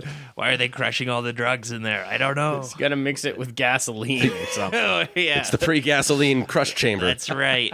So- It all makes sense. And So Benicio, he's like, "Oh, I got you there, buddy." As Bond's hanging over these gears that would grind him into fucking dust, pulls out a switchblade. He's like, "I'll just cut your bonds there to let you drop into the grinder." Bouvier gets the drop on Dario and kind of shoots him, and that's just enough for, or surprise him, that's just enough for Bond to get the drop on him. Yeah, Dario even has a line. He's like, "You're dead." And she's like, "Took the words right out of my mouth." And she shoots him, and that's when he falls into the grinder, Benicio del Toro. And he gets just smashed to smithereens. You see a big red mist come out of the bottom, and you see some legs go into it, and Yeah. Great. It's great. It's great. Another good way for a guy to die. It's gory for a Bond movie. Yeah. I could have used a little more Lucio Fulci-esque gore. Seeing the limbs just get crushed and turn into fucking pink like mist would have been seeing good. his legs like twitching as they're sticking out of there, like close up of his face screaming as he gets pulled lower and lower. I mean, at this point, like, what are we doing? You may as well just go as far as you can. I was pretty happy to see it. In a proper Italian movie, they would have crushed an actual pig in there. Yeah. For the special effect. Totally. And you better believe those maggots would have been real. Yeah, and then she's going to Bond. He's still hanging over this fucking grinder. And she's like, "Are you all right?" He's like, "Switch the bloody machine off." So she pushes the big red button, or as you do, and she pulls them out, and they've still got to get out of this exploding drug lab. So while they're going, there's a bunch of henchmen and guards and scientists running around everywhere, and somewhere along the way, Bond gets a hold of a forklift and just impales a guy with a forklift. And Sweet. Classic. yeah, big fan. So then Looks like he came to a dead end, is what he says. he had a line for that. He did have a pithy remark. Nice. I love it. But yeah, Bond's finding his sense of humor as the movie goes along. He's getting over Felix Leitner's horrible maiming, and he's finding his whimsy. At this point, they just get into a plane and Yeah. they chase the bad guys who are trying to get away. And they're all running as they're going by. Wayne Newton's got a satchel full of money that Bouvier gave him, and she grabs it, and he's like, "Bless you, child," and one last little peg on that joke. And Bless you. and so they eventually they make their way to a tanker truck. Yeah, Bond descends from the airplane onto this gas tanker truck, and the movie turns into Mad Max Fury Road for a bit, where there's just three gas tankers are racing along this road, and Bond's climbing between them, and guys are fighting and shooting at each other on This these is things. fucking awesome. Yeah. It's really sweet. For like a Really good good. 15 minutes, it's just an insane car chase where everything is like blows up at the drop of a hat. It's an Yeah. awesome action set piece, the kind we don't get anymore. Yeah. Meanwhile, Sanchez and his drug dealer friends are up on a hill with a rocket launcher, just firing rockets down at Bond as Bond's doing some comedically insane things with this truck, where he's dodging rockets by twisting it sideways and doing wheelies and stuff like that. Yeah, so like as they're going along, there's lots of trucks that Bond has to like knock off the road. He's got to even drive the truck. He's got to fight the guy again, and he pulls out like a huge Rambo-ass knife and Yeah, he fire extinguishes one driver in the face and then kicks him out and fucking takes the cab. they're going through, the rural areas, and you go to town, and there's like a couple with a dog and a pineapple, and they almost get hit by a truck. You got stuff like that going on. A truck full of pineapples. A truck full of I got a truck full of pineapples here. I just got to transport it safely, otherwise my kids can't go to college. I know, and he's got his wife, and there's a cute dog in there, and like all the white women in the audience are clutching their pearls, being like, "Nothing better happened to the dog." And nothing does happen. They are safe. They lose a few pineapples. Yeah. That's it. Man. Dear listeners, you can watch this movie. It's white women safe. Don't worry, they're all fine. And yeah.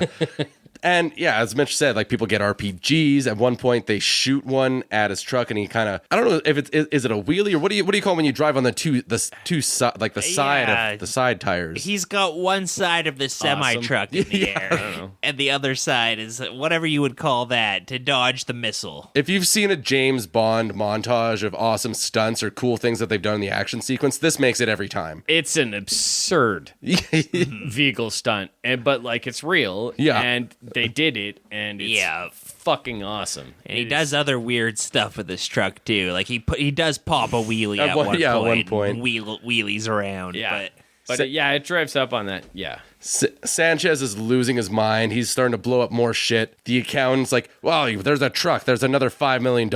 What are you going to do now, Sanchez?" And Sanchez is like, "I'm thinking about eliminating overhead," and just shoots him about 50 Kills times. his accountant guy. These gas trucks that James Bond is driving in, that's where all like Sanchez's remaining fortune is, because he's got his drugs dissolved as gas in the back of them. So. Bond took the money and the drugs earlier. He blew up his lab, and this is all he's got left in the world. Brilliant. Yeah, and so there's a fire at some point. There's a group of people. It's a standoff. Bond is behind this fiery wreck, and there's a group of people with like machine guns and a rocket launcher on the other side of it, and he just goes through the fire wreck, pops a wheelie, gets through. There's some people with rocket launchers and stuff on a truck behind him too. They don't pop a wheelie. They have a real bad day, and all the flaming bad guy cars drive off cliffs. There's another one that almost hits Bouvier's plane, because Bouvier's in the plane and she's fucking dusting guys. Yeah, she's giving that's air the thing support. about this scene. Like, it's hard to describe if you haven't seen it. We have like multiple semi trucks getting shot with real RPGs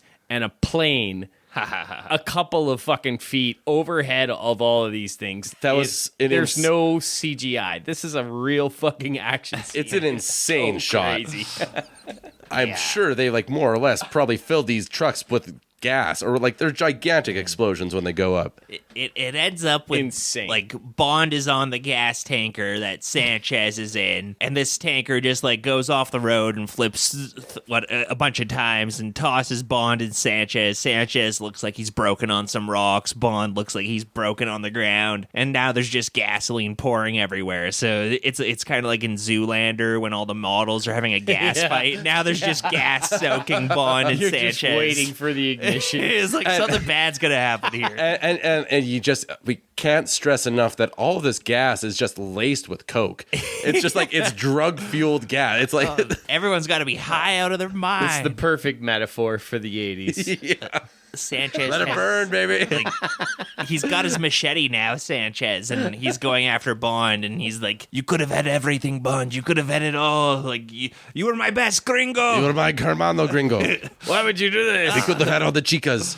Bond whips out his foreshadowed lighter. Yeah. Yeah, he goes, "You want to know why?" Yeah, it's the Della and Felix lighter. This one's personal. Fucking boom. Yeah, Sanchez, he burns. crispy critter. Solid Bond villain death. He burns to death, that scoundrel. Yeah, so and somehow Robert Davi looked better after being burnt to a crisp. I don't know. the cleansing fire. It fixed his face. Acne solution. Somehow. So that's it. Mission accomplished. Bond gets Felix calls Bond. Despite his leg, it's probably been saved, but despite the shark attack and the dead wife, he sounds as happy as ever. Hey, Jimmy, how's it going? Great to see you. We're gonna go on another mission, huh? Looks like I won't be doing so much fishing after all. Yeah, he's game. Happy ending. It didn't even need vengeance for him, really. There is a dramatic epilogue, though. Well, yeah, because Lupe comes up and gives Bond a big smooch, and Bouvier sees it. Yeah, and she runs away upset. She's like, "Oh no, he's into that girl." She's doing a pretty good, crying, running, But he smooched. crying, broken-hearted run. Good cry run. Yeah. Not bad, yeah. She runs into the grotto pool area, and James Bond saw her running, and he's like, "Oh no, she thinks I don't want to make sweet love to her." Well, what do you do if you're the most debonair man in the world, but jump off of the balcony into the pool and then just sweep the girl up in your arms? Damn, such a good move. And the last shot is a blinking fish fountain. So you know that they consummated that relationship. Yeah, a million fish eggs. Yeah. Yeah, that's all of his little fish eggs. That's the metaphor. In her hair. He laid his fish spunk in her fish eggs. That's what we're thinking, just seeing fish spunk. That's that. That's License to Kill. That's the end of the least James Bondy James Bond movie. Mm-hmm. But still a fun time, and he'll be back. Don't worry. 6 years later or so, he'll be back in GoldenEye. He's not going no ways. Good goddamn movie. Awesome action, a lot of fun. Now we're going to change gears a little bit, and we're going to hop over to some James Bond parody when we discussed From Beijing With Love, written, directed, starring Stephen Chow. Let's all go to the lobby. Let's all go to the lobby. Let's all go to the lobby to get ourselves a treat.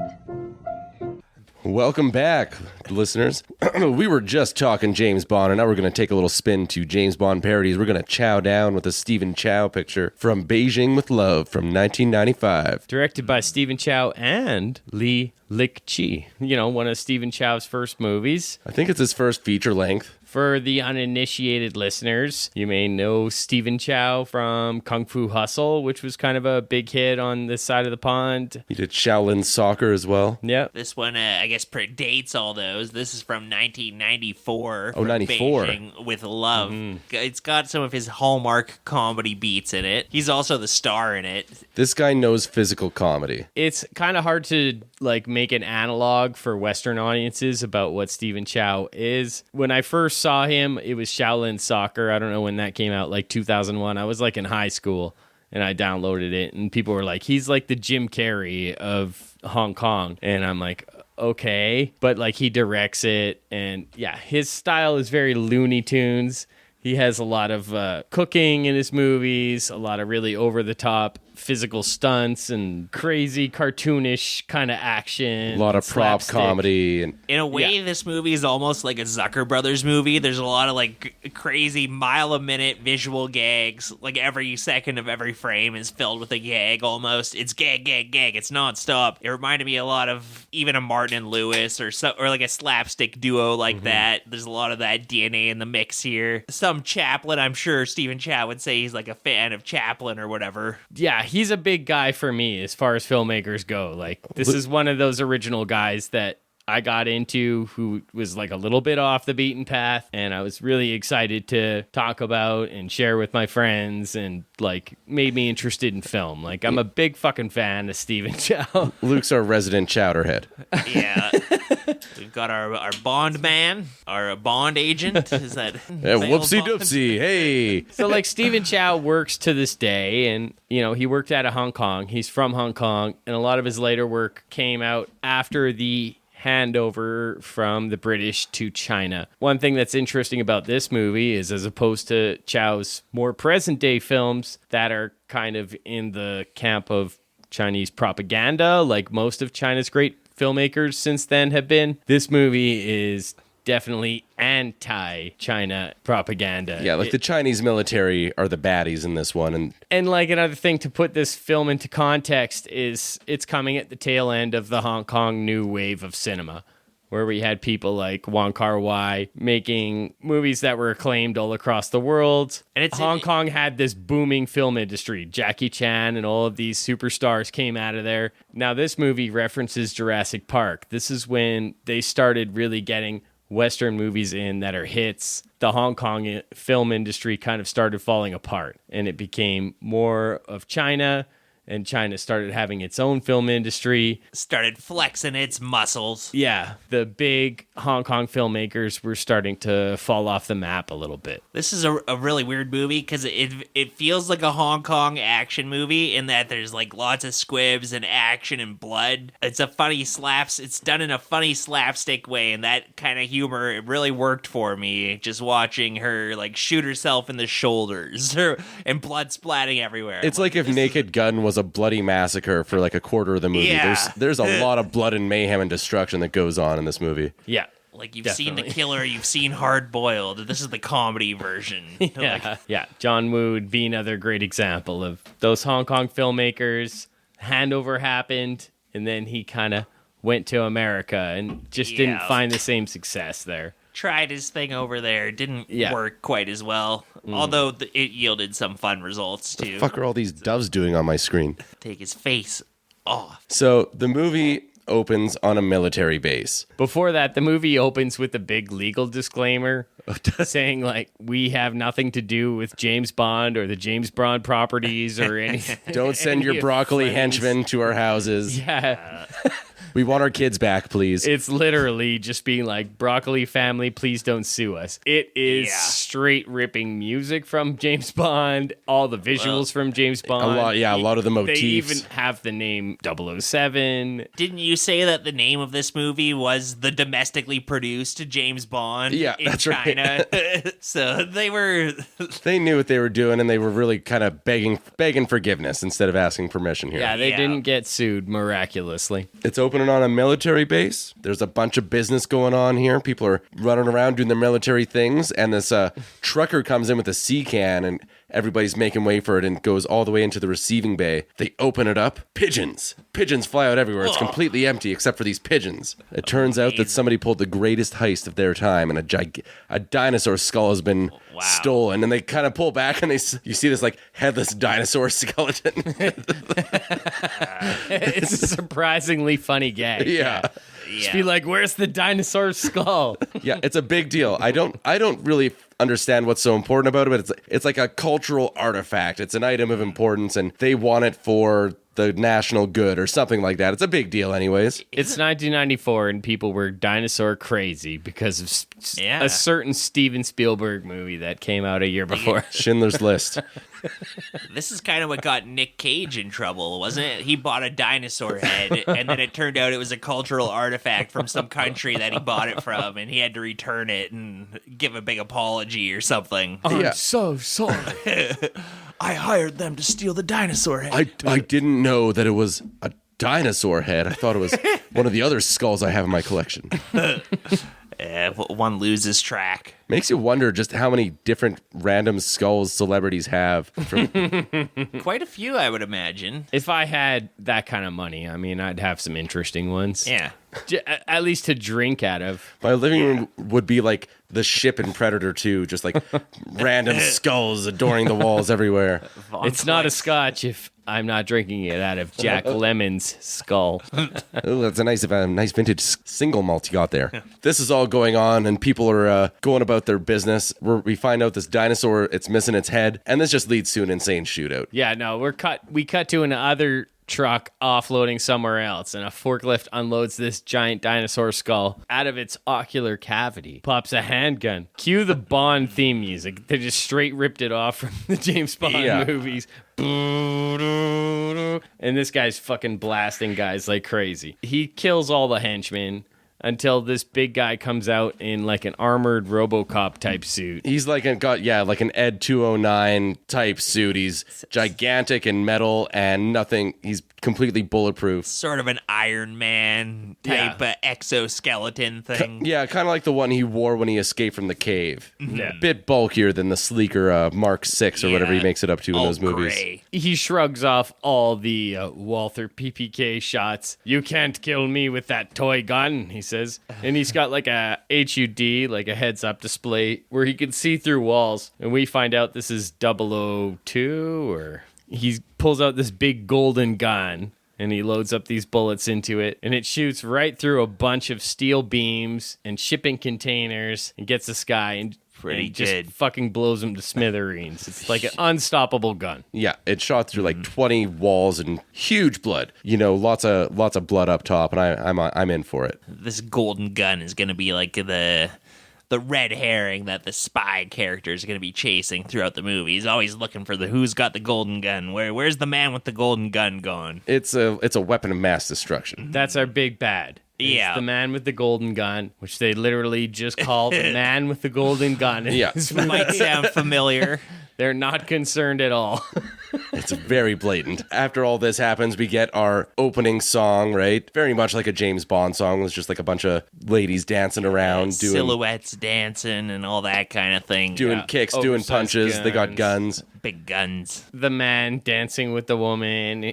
And this is like the first big laugh in the movie. He kind of spins her around and he's spinning her, and then he accidentally like loses her, and she gets tossed through a bunch of glass by accident. Yeah, straight out of Airplane. Yeah. Then she comes back and she's all pissed off. This is all in silhouette to like the cool Bondian theme song. And she pulls a knife and he just fucking pulls out a gun and shoots her. And then she's down on the ground and he shoots her a few more times for good measure just to make sure she's dead. It's fun. This movie is hilarious, but there's also some ruthless violence in it. Ruthless violence. Cold-blooded. Yeah. People just being executed right in their heads. We do see the spy leader, and he's talking to the prime minister of Hong Kong or China. I don't know what. But they're like, that dinosaur skull is the grade 1 treasure of our country. Get it now. And some guys come in with a basket full of files that they were going to burn. Should we burn this? And they're like, oh, maybe there's a spy in here we can use. Literally all their other spies have been dead, or like they're dead on the job. Yeah. They pull our hero's headshot out of the trash, pretty much. Yeah, we see Stephen Chow's face. He has a date on it, by the way. It's the exact date of his birthday is the date of the Tiananmen Square massacre. Oh. You see it for half a second or whatever, but like that's just one of those things. That's a deliberately placed little Easter egg. Yeah. Obviously, he's trying to send some kind of message with that. That's a big no-no in mainland China, and I can point out 100 things in this movie where it's taking subtle jabs at the Chinese government in the years just before the handover, right? But yeah, they're just like, they open the file. Yeah, sure. Let's give this bum a shot. His dad was a hero or something. Yes, or it was like his uncle or his grandpa. Like somebody was a big shot in his family somewhere down. Not this guy. He's a pork butcher. It's really funny when he's like chopping stuff. He's like, what do you want? He just kind of like slams his hand down a bunch of times and not really like any particular way. And he's just an amazing butcher. But the way he does it, just like, bah, bah, bah, bah, bah, bah, bah. Like Marco Pierre White. Yeah, it's Stephen. It's a big Stephen Chow thing. If you've seen any of his other movies, God of Cookery, Shaolin Soccer, Kung Fu Hustle, even, to have obscenely competent chefs doing their thing, that's like in all of his movies. People underestimate him, but nobody's deadlier with his knife in the wind than he is. Yeah, he's always got a dart hanging out of his mouth. This guy's always smoking cigarettes. Oh, yeah. Doesn't matter if he just got beat up or if he's just ridden a horse or something. He'll always have a cigarette. So this woman comes up to him, and she's like, there's no way you can hide with your dry martini and your chopping skills. Like, I don't know what you think you're doing. Yeah, you're dashing good looks. You're way too handsome. Everybody knows who you are. And they just like show him just drinking a martini, holding a martini up. Yeah, he's like butchering a pig and drinking a dry martini out of a fancy glass. Exactly how she describes. He's quite the booze hound. And she's like, you have to pay for what you did last night. And like, that's a big punchline. She's a sex worker. Yeah, take this pork as part of your payment. He like tries to give her some chopped pork. She flings it back at him. He's a vagabond. He's a rogue. Yeah, but he knows where real value lies. He knows not to waste pork. Yeah, she flings it back to him, and he just slices it in the air, and it lands neatly onto the meat hooks. His nice little pork clothesline. Very elegantly. Where he hangs his porks. It won't be wasted. And then we get a good shot of him sipping a martini in slow motion while people zoom past him. It's an homage to Wong Kar-wai. It's Chungking Express. That's like the classic thing in the Wong Kar-wai movies. Those weird slow-mo shots. Where it's like a time-lapse thing where the whole foreground is zooming past, and it's like, this person's on some other level. Yeah, he's just doing his own thing. He's not bogged down with the busy work of everybody else. Yeah. This movie has a few just like nice little artistic flares like that. It's it's not just like a straight ahead James Bond spoof or whatever. Like Stephen Chow's like flexing some chops here and there, and it's nice. Yeah, that's his thing. It's made with care. Yeah. And yeah, it's chock full of homages to 007 movies and other Hong Kong movies, and it is sort of a love story between him and this girl at a certain point, too, where it almost becomes like a Mr. and Mrs. Smith type story where they're both kind of competent agents, but they don't know the other one is. And there's that sort of Wong Kar-wai love story element going on here, too. So we should say Stephen Chow's character, his name is Ling Ling. Ling Ling Chai or Ling Ling Chat, depending on which translation you have. Sure. Yeah, so Stephen Chow's character is Ling Ling Chai, and which is apparently a pun on 007. I was looking at the Wikipedia article, and it says it's a homophonic pun. So I misread that at first, and I thought it was like a gay slur. It's not a homophobic pun. It's probably also homophobic. It wouldn't surprise me. Well, that's the beautiful thing about the language is words will have like 4 or 5 different meanings. Yeah, you can trash all kinds of different minorities in just one little simple set of words. Chinese puns and wordplay are just on a completely different plane than what we can do here. Like it's an ancient culture. The same word that means pillow or bed also means dumpling. Like it's fucked up, man. Like you have that kind of ancient culture. You know how to insult people in ways we can't even imagine. Yeah, exactly. So this guy comes up and tells him he has a mission. And this is Tatman Sai, as his name is in the movie, which is a pun on Leonardo da Vinci. But I also understand is a pun because it sounds like vagina sniffer.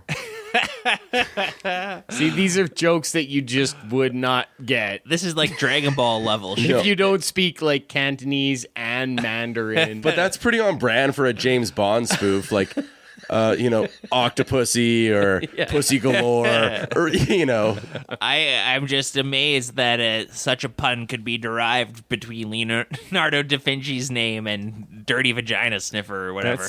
That's the beauty of Chinese. Yeah. That's the beauty of the world. They're able to thread that Leonardo da Vinci pussy panty sniffer needle like nobody else.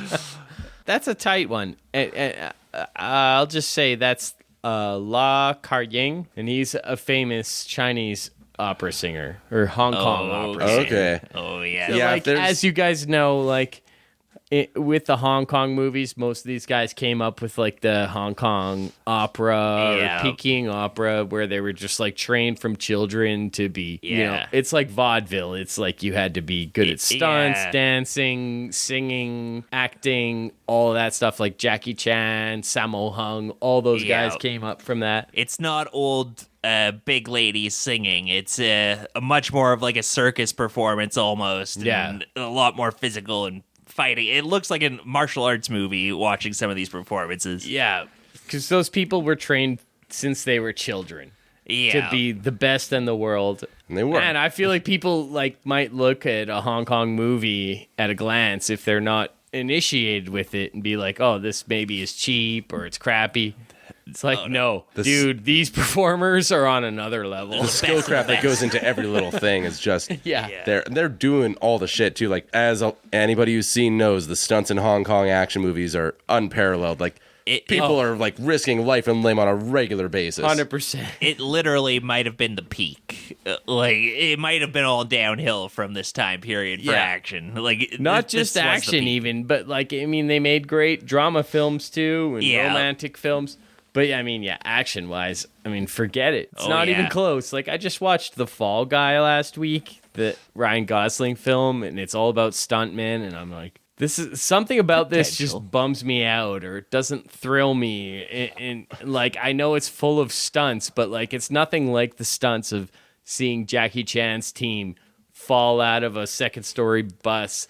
Head first onto the pavement, and like knowing what those guys went through to like they have vocal cues when they're doing lightning fast moves to like understand how to dodge or when to block or when to take the fucking kick across the face. The sense of danger is very real, and it looks great because you know that like for every good shot, good take they have like 5 takes where like some guy like broke his toe or, you know, got like cut up on a window because they fell wrong or something like that. Like, and if that's the best take, it's gonna be in the movie. That's etiquette. Yeah. If somebody gets fucked up and it looks fine, you have to use that take in the movie. We're touching on 2 things that are near and dear to us on this episode, which is both the James Bond franchise and Hong Kong cinema.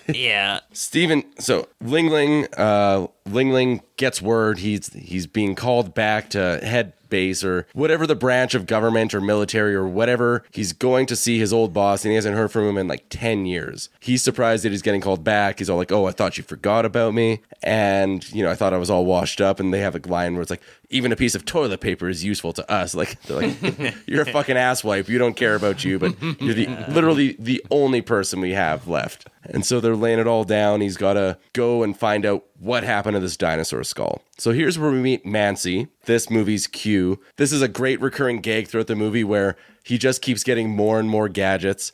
And so in this round of gadgets, he gets a flashlight that can be lit by another flashlight. So like if you turn it off, but you shine another flashlight on the light. Yeah. What do you do if it's dark? Well, you put another torch to it. All of his gadgets are useless. They've got a briefcase that turns into a stool, so if there's a bad guy somewhere around there, you can set up a stool and get comfortable while you watch him. There's a hat that when it's exposed to water, it's like a bear trap on your head. and there's also a bulletproof umbrella that's a flamethrower as well. Useful. So you see these dummies, it's like shooting an AK-47 at this umbrella and it just lights it on fire. That's good. It's that one's kind of useful. I guess I could use that. For a minute. Yeah. There are ways. Next time I'm out there fighting ISIS. So it's fun. I love the gadgets, and they just really take the piss out of it, where it's like, you know, what if everything was useless and completely dumb? Yeah, and like when they first see Mansai, the Q guy, he's pissing in a cup in the corner, but he's spilling it all over the wall. They're like, and where's Mansai? And the camera kind of pans around and it looks for him, and then you just like see this guy pissing on the wall, and he's splashing piss everywhere. He's an eccentric genius. Guys like that, you know, they're a little off the wall. Guys inventing weapons and stuff. So then the boss just kind of peels off a big stack of bills for Stephen Chow's character, 007, they call him. They're like, you got to go to Hong Kong, and you got to look good because you're the face of our country. And here's $200. Yeah, get yourself a nice suit. There's like a recurring gag in this movie where he's like, okay, thank you. And then he walks away, and then he just walks into a clear door. And we get a good like view of him like face splatting up on the door. Works every time. Yeah. Ling Ling's got everything he needs for his mission, so he's on his way. So then we cut to the bad guy's lair, or we cut to the military, and they're having like a little military meeting in a back room. One guy isn't going along. I didn't get the name. Does anybody have the name of the villain? They just call him the man with the golden gun. So we find out that one of the military guys is actually the man with the golden gun. Another military guy who is going to maybe give him some guff gets just totally like bludgeoned and murked by his femme fatale. Yeah, she puts a meat cleaver into his head. It's pretty and great. Then they shoot him with the gold gun, and you see this dummy go up in flames and leave like a fucking scorched outline on the floor. It's pretty hardcore. It's hilarious. It's overkill. It's pretty sweet though, but this establishes that she's a real femme fatale. She's a femme fatale, and the actual perpetrator of the theft of the crime, he's actually part of the military and quite high up. She's instructed to find Chai in Hong Kong and kill him. Which seems like a convoluted way to kill some nobody agent who you just dug out of your dustbins. But they're going to plan to frame him for something. Yeah, at first it's just kill him.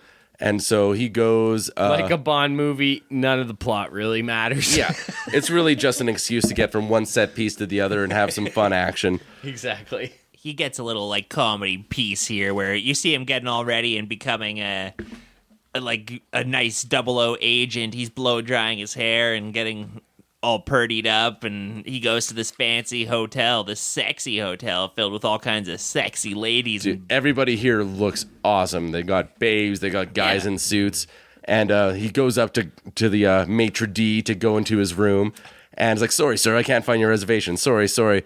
And then Chai shows him his ticket or whatever. He's like, oh, sorry, you didn't book Regent Hotel. You booked Regent Motel. And like smash cut to this dingy shithole. Shit. He's getting a tour into the sleaziest room you ever saw with like cigarette butts everywhere and there's cockroaches, porno mags. Man, he gets the hotel concierge gives him a pair of 3D glasses that he puts on, and he uses it to look at a porno magazine, and it makes the boobs get a lot bigger. It makes them get really big. That's a funny little visual gag. Yeah, my note was Gazunga's Gigundo. I mean, but that part where he's using the pistol hair dryer and getting fixed up in that half-finished house, that was like a direct homage to Days of Being Wild, the Wong Kar-wai movie. Yeah, he was doing the exact Tony Leung faces. But anyway, this owner of the Regent Motel is a famous male actor, and this is like obviously a big laugh moment where they're playing a female character, and they obviously have a 5 o'clock shadow, and they're smoking a cigarette, and because like the Ling Ling, the spy, they start getting talking about hookers again. They're getting talking. He's like, "Is there any hookers in this hotel?" And he's like, "You want a mainlander? You want an islander? What kind of hooker you want?" I guess the big joke is that he's the hooker. He's the hooker because he takes his shirt off and he has a brassiere on. Right? Yeah, because he asked for a local girl. Once again, this is more Hong Kong jabbing at mainlanders. It's like, this is what a local girl looks like. Zing! Got him again, Chow. Ba-da-ba-ba-da-ba. Yeah, but it's a funny... Kicks her out. Yeah, he's like, no, not like that. Yeah. So once he's in his room, he gets a mysterious message to meet a contact in a park. And there he's going to have meet with his rendezvous, Li Hung Lan. Yeah. You got to have a red rose sign. Meet at Triangle Park with the red rose sign. And of course, who do you see at Triangle Park but a dog with a red rose? And he's like, oh, you're my contact? It's yeah, hilarious. This golden retriever. He's like, are you tailed? Which is a funny gag that crosses language barriers. Yeah. Genius. And there's this woman, she's feeding all the dogs, and she's got a red rose. Anita Yuen. And it's Anita Yuen, a famous Hong Kong singer. She didn't act a ton. Yeah, and she's playing Lan. And so they go back to her place to kind of debrief and kind of figure out what their next steps are, what's going on. And while they're there... But she's the woman who was sent to kill him. That's right. So we know that she's an evil assassin. We saw her stab a man's brain earlier. Yeah. What's her last name? Lee Hyung Cam. It's Cam. They mostly call her Cam in the movie. Okay, I had Lan for some reason.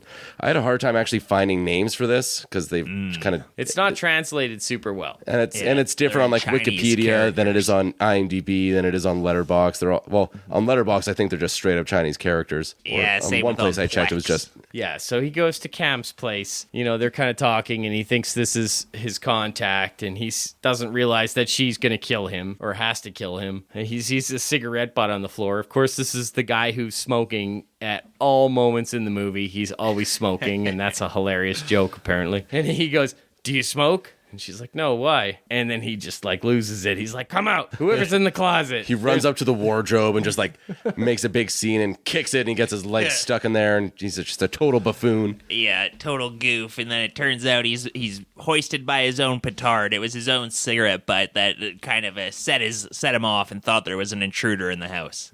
Just a laugh a minute in this movie. Yeah. And so they get out and they're kind of chatting some more, and then we find out that he has some more gadgets. They're kind of showing each other their collection. She's showing him her guns and stuff, and he's showing her some gadgets. And he's got a phone that's actually a shaver, and then he's got a shaver that's actually a hair dryer. But then he's got a hair dryer that's actually a shaver, and then he's got a shoe that's actually a hair dryer. She's like, "Why so many hair dryers?" And he's like, "Oh, this hair dryer, this is also a shaver." She asks him if he has any guns, and he's like, "I don't know about gun. I know about dagger." Yeah. And when he's got the shoe hair dryer, by the way, he's like, and it dies.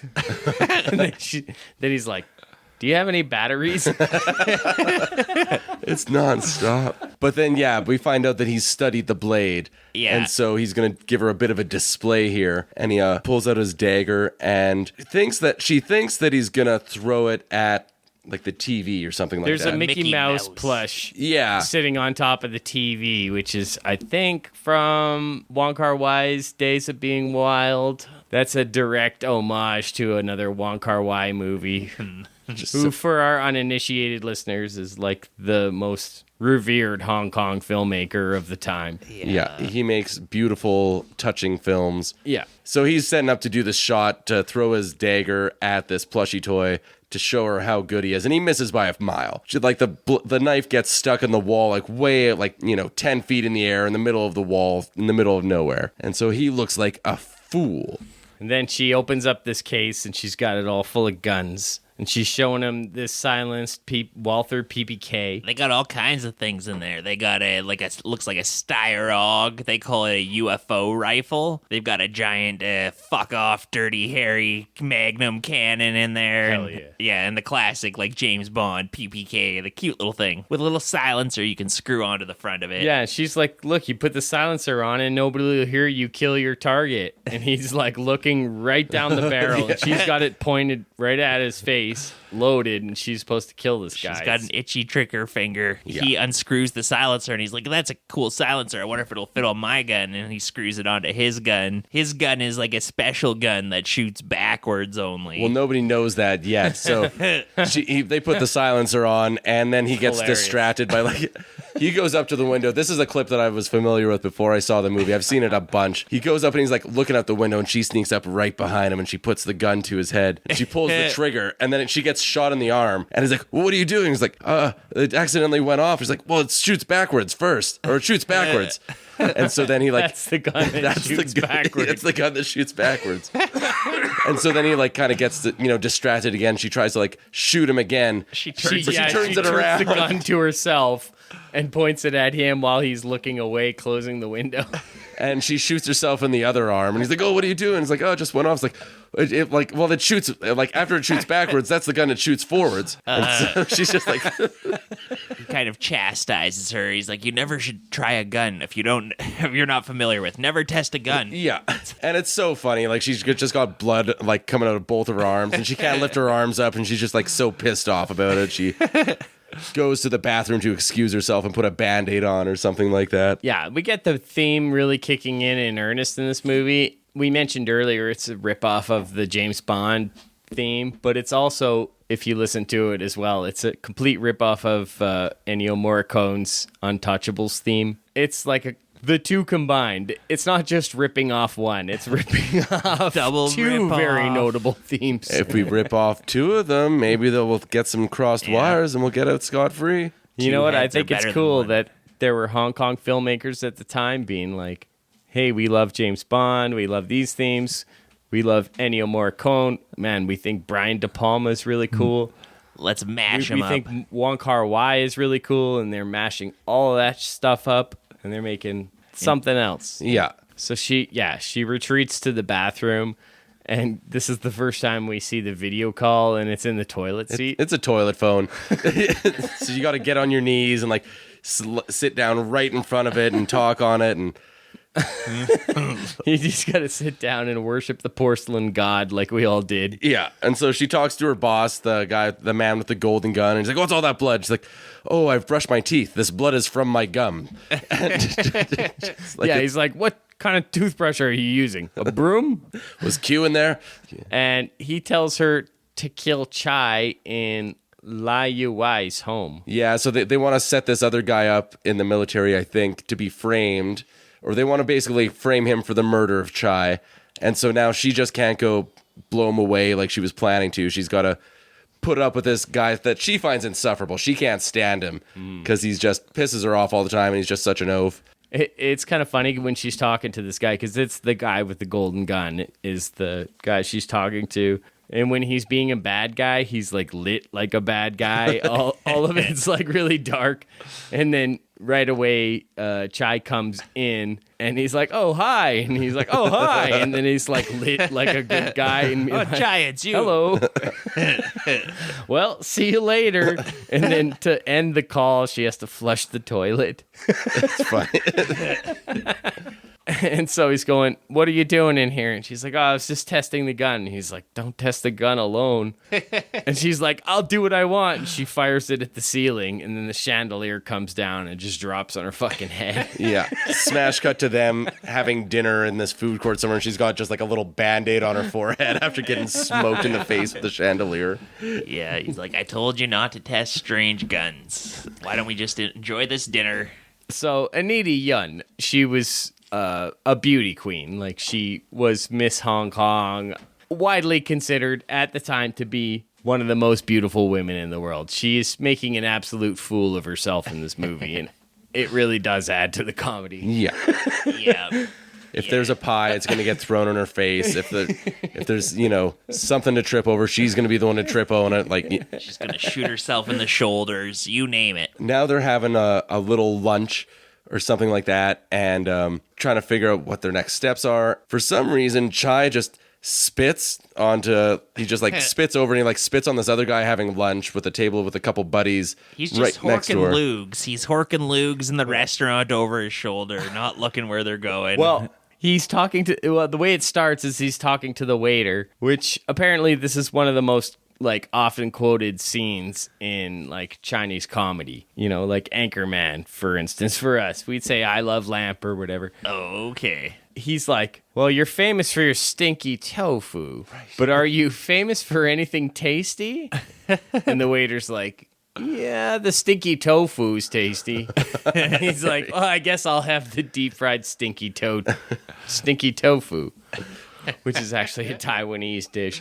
So he has the stinky bean cubes, basically. Yeah. And he doesn't like him very much. No, of course, they're disgusting. Yeah, just some stinking bean curd. So I think that's why he spits on that guy. Sure. I wasn't clear on this. That's why he spits, but he could have aimed a little better because he just like hawks it up right on this guy's thigh. Yeah. Like, But he explains to her that the dagger as well is not guided by hands, but by air. Yeah, he's a master of the air. Now she kind of... Yeah. Is this where she gets a flashback where she looks back and is like, oh, sure, he missed the plushie, but he actually... That's later. Later? Okay. She still Well, there's a thinks he's flashback coming up, blowhard. so I hope you're ready for us to explain it to you. She thinks he's insufferable right now. He's talking about using his chi, like using the air to move I things. know. It's like every bad date I've ever been on. Yeah, exactly. Trying to explain how I'm an expert at guiding the air. Why don't you Women use your don't chi believe to find me someone more interesting to talk to? Wax Angelina just stares at you. It's like, you gotta believe me. I didn't explain Wax Angelina. My favorite thing about it is it wasn't just one picture that you could have found on Google Images. I had to think about this for a minute afterward. It was multiple pictures that somebody took of the Wax Angelina. I think the most innocent explanation would be if that's the person who sculpted that.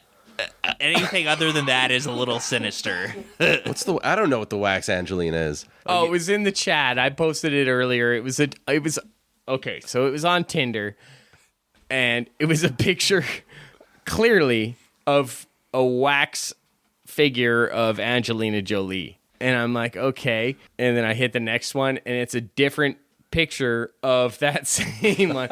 There's 4 pictures, and they're from different angles. This is and me. It's pictures of the wax Angelina Jolie. And I'm like, Swipe right on that. Gotta see what that's about. Yeah. I did. I want a swipe back so I can make a bunch of candle puns. I'm burning the candle at both ends for you. Like, to me, Wax Angelina is my favorite. We're all a little Wax Angelina when you think about it. Anyway. So Chai, he's spit on this guy's thigh, and the guy asks him very politely, "Sir, did you spit it? I just wanted to know," which is a very civil way to respond when somebody spits on you. So you like this guy already. And then they find out that they're actually from the same neck of the woods. They're both from the you're same from region. Hunan province? Yeah. Yeah, same district, same province, same backwoods village. They both live next door to each other. Are you the guy with the barking dog? Well, that's my dog. I made him to bark sometimes. So they become great friends. And we should say that this guy's 2 buddies that he's there with are very sweaty. They're just like nervous, shifty looking, eating their noodles and just like looking back and forth. Meme, like just fucking sweat dripping off their fucking faces. And you're like, well, what's all this about? So we find out in about 10 seconds later, after they kind of part ways, that they're jewel thieves and they're planning this. They're doing this heist at one of the jewelry stores in the mall there.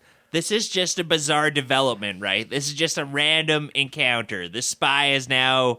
He wasn't staking these guys out. He wasn't stalking them. He has just found himself now with these jewel thieves randomly. And some other guy, by the way, pops by and takes a Polaroid picture. Right. That's right. That comes up later. It doesn't really matter. He's like, oh, young lovers or people in love, something like that. It's just a picture to remember your blooming romance by. Yeah. So Cam excuses herself to the bathroom, and these guys start robbing that jewelry store in the mall. And there's this little kid, and he's having a tantrum.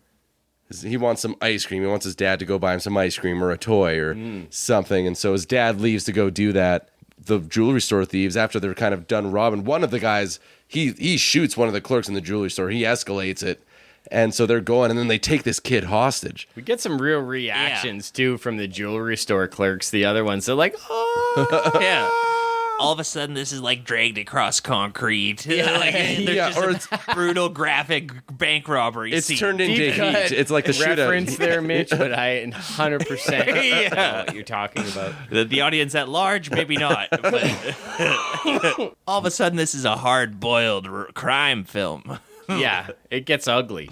And yeah, the dad comes to get his boy. They take that boy hostage. Yeah, they just like shoot the dad a bunch of times. They like shoot him 2 or 3 times. He's like dead on the ground. They shoot him a couple more times. Just for good measure. Pretty merciless. Yeah, and this is where Cam, she's just kind of watching, and she remembers the dagger. Yeah. Him talking about the dagger. Yeah, Chai's having a bit of a showdown with these 3 guys, and so Cam has this flashback when she sees this. He wasn't actually aiming for the plushie the whole time. Way up in the wall where the dagger hit, he actually smoked this fly, dead on. Right in its ass. Maybe he's not just a blowhard. Smoked its ass. Mm-hmm. He's actually pretty skilled when it comes to pork butchery tools. So these guys are fucked. Yeah, because this guy... Chai grabs the guy's knife, cuts through his gun, the guy who's holding him from Hunan province, and he cuts through his gun and his hand in one motion. It's pretty wild. Slices fingers off. They're all falling all over the place. Yeah, he slashes him again, just like fucking opens his guts up wide. As the other crooks flee into an elevator, we just see him toss a bunch of daggers at him. Yeah, he's just unloading, like one after the other, and then you get the great scene where the elevator gets to its destination. The cops are there waiting to unload on whoever's in there, and the door opens. These pincushion corpses just fall out of it, just like in Jack Frost.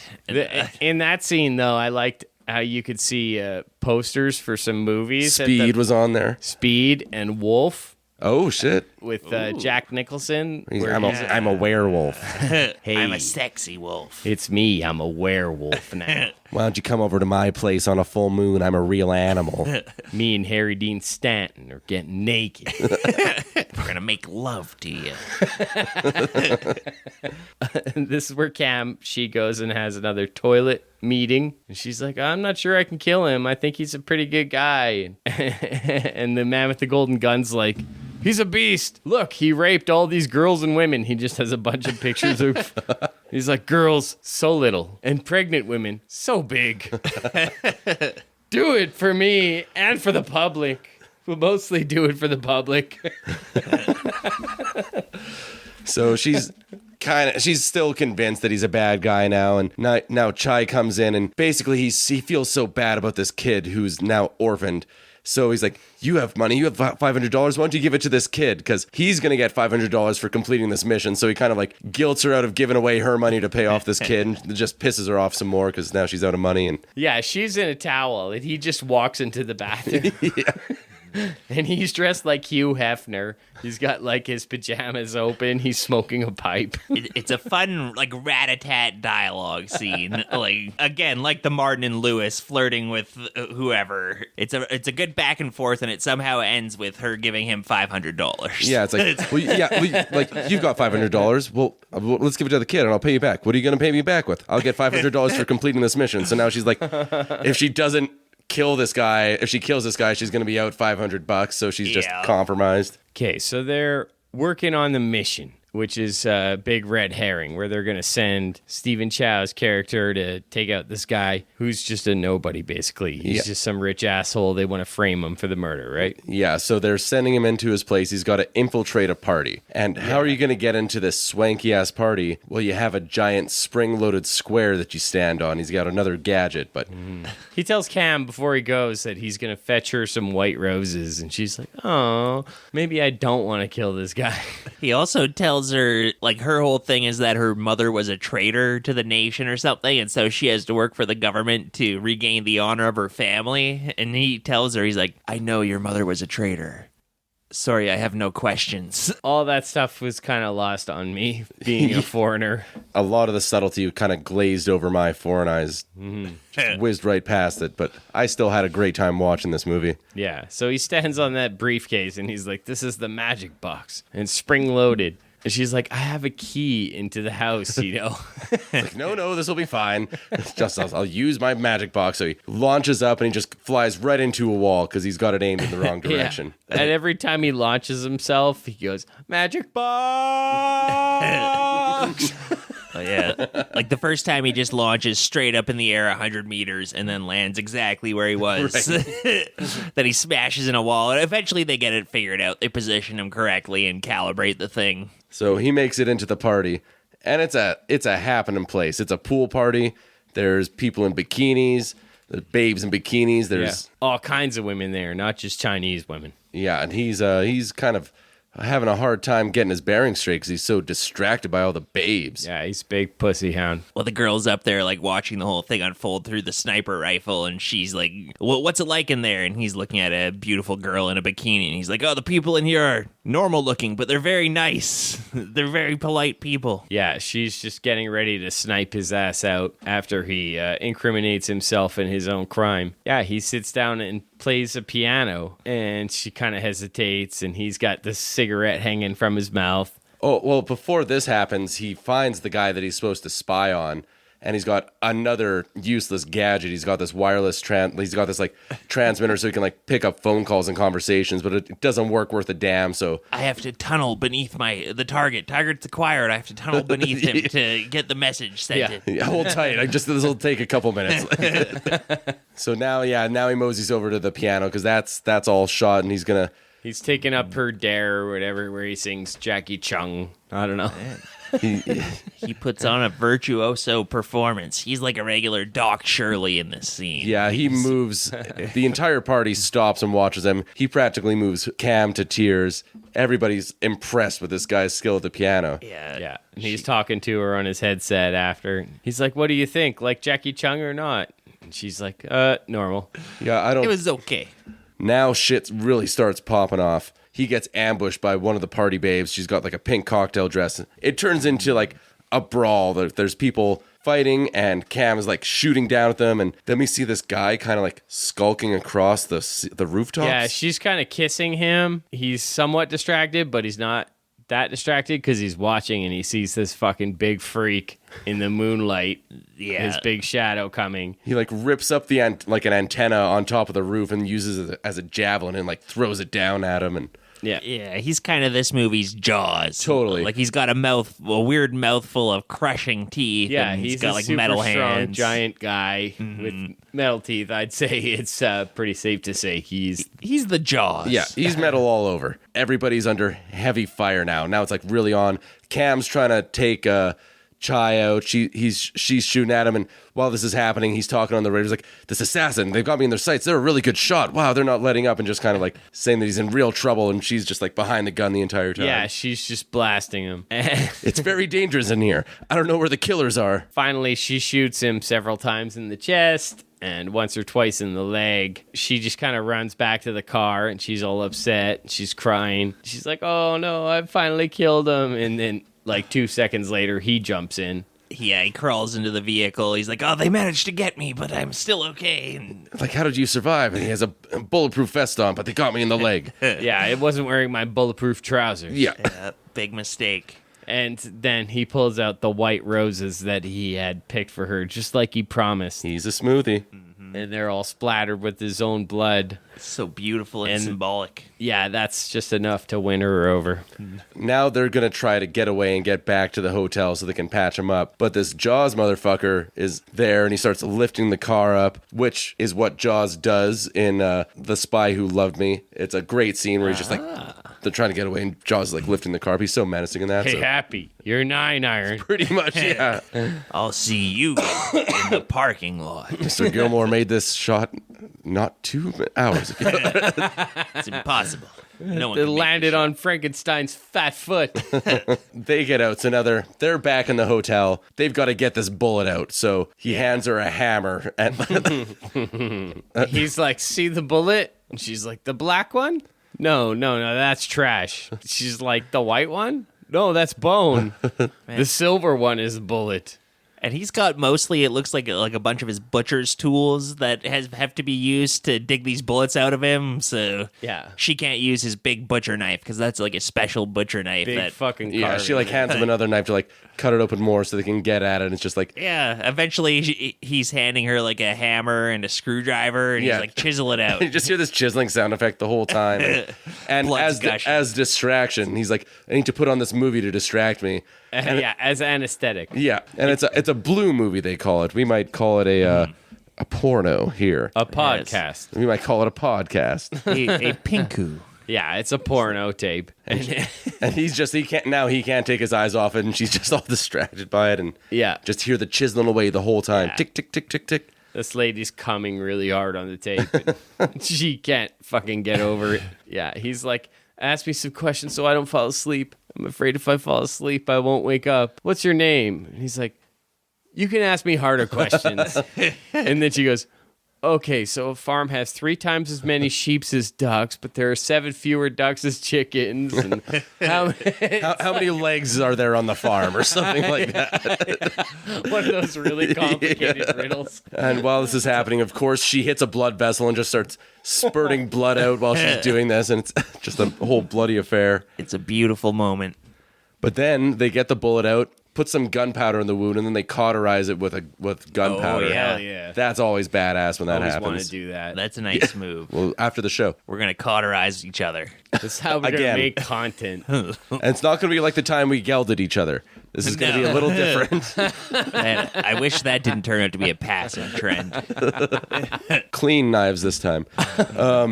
So they get the bullet out, and Chai recognizes it because earlier when they were showing off their guns, it was like a featherlight bullet. I didn't catch the name, but it was some very It's a 224. specific. She only has that gauge of bullet. So- So it says right on the side of the bullet, which is dubious, but it says 224, and he knows right away that it was her who Yeah. shot him. Yeah, big betrayal. This is the sexiest thing when someone's tending to your wounds. You're gonna get what is it, Nightingale syndromed on them? You're bound to. yeah, exactly. Yeah. That's like surefire relationship fuel, but That leads to sex nine movies out of 10. Like, Yeah. if you're a girl Nice. with a dragon tattoo and then it turns out Slow you're the down, one who guys. tried I'm to kill taking him. notes. you show up to her house grievously wounded, preferably on a night where it's pouring rain. Wait. Grievously. You can be oozing blood or you can be squirting blood. Squirting's preferable, but ooze is okay. Squirting is good. Seeping. A slow seep is okay. That usually means it's a deep wound. You don't want it to be seeping too much. Oh, seeping. It's been a while since I had a seeping wound. You guys have one of those? Wound. Not for a no. minute. A wound? No. But Other body fluids. They're seeping. Yeah, What's the worst wound you ever got? nothing too bad. I've cut myself with knives a bunch. The ones that really annoy me is they're not bad, but if you ever cut yourself on like a can when you're opening it, it's just such a shitty jagged cut. Oh, yeah. It takes forever to close. Yeah, I that's did that annoying. last week, actually. It like stabbed through my finger. It was such a deep cut. It took such a long time to heal. Like I'd take a Band-Aid off 3 days later and it would just spurt blood. Yeah.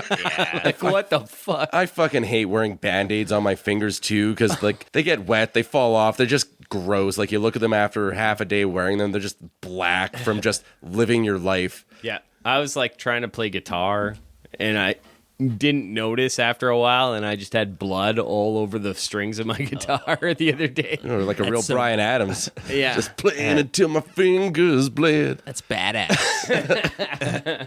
You're like a badass like Bryan Adams. Me and my baby on the 69. Yeah. I kicked myself in the back of the head with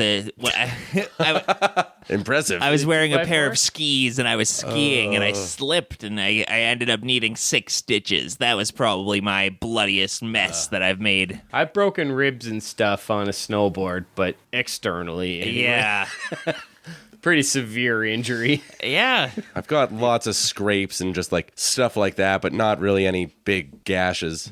Not a lot of blood loss, unfortunately. We're working on it. All right, cool. So she gives up the ghost. She's like, okay, you're right. I was trying to kill you. And hands him a gun. She's like, here you go. Do with it what you will. And he fires it at the wall. Takes his porno tape. It's so funny. Ejects it from the old VCR. I'm taking my things and leaving. Storms out. Yeah. Like, not a moment after he leaves, then Jaws and Pink Shirt Girl from the party, they enter. Cam gets kind of gets taken away right away. Is this where Chai gets arrested? Yeah, he gets taken by military guys who prepare him to be executed for treason and for theft of the dinosaur skull. Yeah, so they're for trying which to. he's been framed, of course. Yeah, they're pinning that one on him. This is probably the biggest comedic set piece in the movie. It's so good. They've got a firing wall with a firing squad, and then you've got like all these political dissidents or something. Yeah, lined you've up got against like the wall. 4 prisoners. I think there's 2 guys who are just real weepy about it, or maybe there's 5. It's like Jesus and the thieves crucified next to him. Like, these Yeah. guys all have their fucking stories.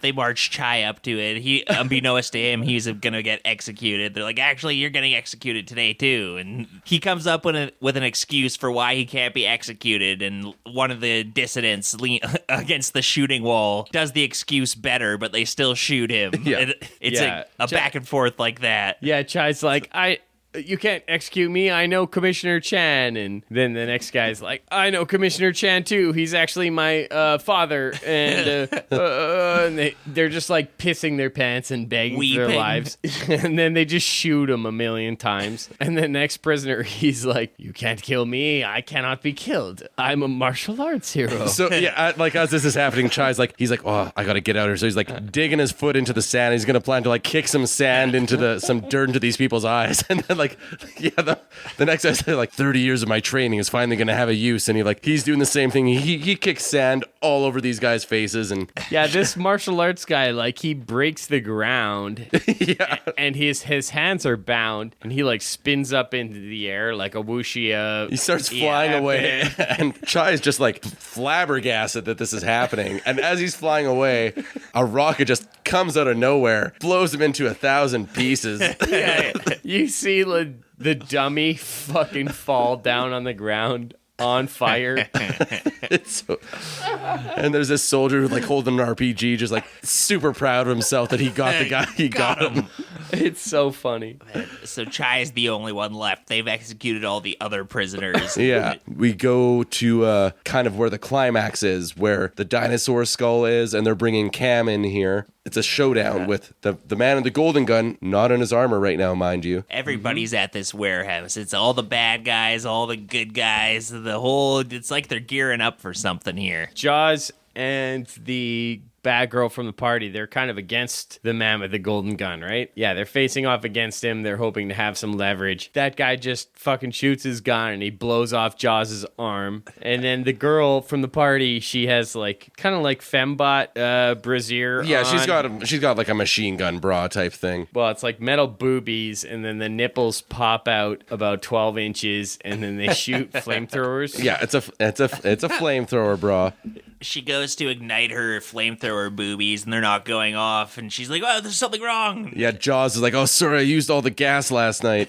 The man with the golden gun, he's suited up because things are really starting to pop off. And she's like, "Well, I know that you might be bulletproof, but you can't take the heat from my flamethrower, bro." And it's working for a second, and then the fire goes out, and she gets exploded. Her boobs go flying in the air and land comically on the ground. the two cones from her boobs, like with the golden gun. It just blows everybody to smithereens. Jaws, he shoots his rocket fist at him, and it's almost enough to get through this guy's armor. So for the rest of this movie, the man with the golden gun has a big fist mark in his chest from getting one of Jaws' robot rocket fists to it. Things are really not looking good. Cam's been double-crossed. She got lit up earlier, but she had a bulletproof vest on. She played possum smartly enough. Yeah, but then we see the silhouette of a man with a fedora smoking a cigarette. We get a better look at him. That's not Chai. Who is this guy? It's Mancy from earlier. He's the Q type. So how did 007 get away? And we see a flashback sequence where Mancy pays off the executioners with just like a few bucks. Yeah, it's like pocket $100. And the general's like, okay, sounds good. And then they like, anybody needs some smokes? And they're like, yeah, we'll take some smokes. And he's like handing the guys a couple of cigarettes, and he lets them off. Like, it's a really funny fucking punchline to the joke of them executing these prisoners in the most brutal ways possible, to being like, for a cigarette, I'll let you go. Yeah, that's all you needed. All these guys that were begging for their lives. And so it's Mancy and Chai, they're there, and Mancy, he's got his secret weapon. He spent all of his time and all of his days combining all of these different weapons together into a super weapon. It's got like a gun, it's got like a fishing net, whatever. And they're like, great, this is gonna be awesome. The serial killing 3000. Yeah. It's like a bike chain, like a pencil sharpener, a bunch of random shit chained together. And he pulls it out, and it's like, if you've ever dredged a lake or something like that, and you just like pick up all the random shit and you pull it up, it's just like a bunch of random shit hanging from a string. It's like, it's pretty good, huh? Together with tape. Yeah. Granted, I wouldn't want to be hit by it. It looks like it probably could give you tetanus or something, but not exactly a super weapon. Man-size. He's holding that weapon up, and he gets shot through the hand, and it goes right through his arm. Yeah. The only person left is Chai. He's kind of squaring off against this guy, and we see that he's got his butcher knife. That we all know he's super skilled with it. It's a knife made of special metal. And so he pulls it out. The man with the golden gun is just laughing. He's like, what's this guy going to do? So he shoots at him. And Chai blocks the bullet with his gun. And he's like, what the fuck? It's made of special steel. Yeah. He slashes through his armor. This is some classic Stephen Chow shit. Yeah. First, he cuts the gun. Or, like he does like the big slash. We see the gun get cut up again. Golden gun in half. And beautiful. Yeah. And it's like a bit of a showdown. Like the guy, like he thinks that he's got it. Like man with the golden gun, he thinks he's got it. He takes 2 steps. And then like his armor falls apart and just blood streaming everywhere. It's that great thing where the villain doesn't realize they're dead yet, and so they get to go for a little stroll before their heart explodes or whatever. I was kind of thinking he would do the thing where you like take a couple steps and then split in half. And that would have been good. That would have been good too. The movie didn't quite go that far. Totally vivisected, just fall into like 50 different discs. Human discs. That would have been cool, but we'll get that when we get to Resident Evil later. Yeah. Tokyo Gore Police. Then we cut to the epilogue. We got the butcher stand. He's back at the butcher stand. There's Stephen Chow. It's rocking. Don't come a knocking. The meat is like on the hooks and it's swaying this way and that. It doesn't look that windy out. What's going on at the butcher stand? Yeah, a customer comes by. She's like, I'm looking to buy some pork. He's like, sorry, we're busy. We're closed. He's like, come back in 15 minutes. She's like, it's not going to take you 15 minutes. 3 minutes. And then he's like, okay, 3 minutes. And it pans down and he's making sweet whoopee under the butcher stand. Yeah. Turns out that she couldn't kill him after all. Mm-hmm. Yeah, so Cam and Chai. Cam and Chai, they're hooking up. Hell yeah. Finally. Nice little happy ending. And then we see Mansai. He phones in to the toilet with a hook hand because, of course, his hand got destroyed by that gun. And he's like, I need you guys for a mission. And they're like, get lost. And they flush the toilet. They're busy. And that's the movie. The last thing we see is his butcher knife on the chopping block, and it's emblazoned with the calligraphy of Deng Xiaoping, who is the prime minister of China at the time. Aha. It does stuff like there's posters and stuff, propaganda posters that appear in the movie that it lampoons. Stuff that we just would not get as a Western audience. Yeah, I know. Or if I you missed don't speak all of that Cantonese. stuff. All of that is built into almost every scene in this movie, which is kind of interesting because Stephen Chow's more recent movies like Journey to the West, a little more in line with the China Party. Toeing the line. Still good movies. I mean, they're still good filmmakers, whether Hong Kong or mainland China. I mean, Wong Kar-wai still made some good movies as late as the 2010s. Zhang Yimou is a guy who is one of my favorite filmmakers. He's China's biggest filmmaker. Like, he does 3 or 4 huge China blockbuster epics that are just complete propaganda. He did that Great Wall one with Matt Damon. Yeah. But then every 4th movie or whatever he makes is like he still has the creative freedom to make a movie that's completely free. And it's completely him, and he's a real artist. Got to be able to play the game a little bit, even if you're making movies in Hollywood or whatever, you know? Well, Hollywood directors do the one for you, one for me thing all the time. Yeah. And that's the thing.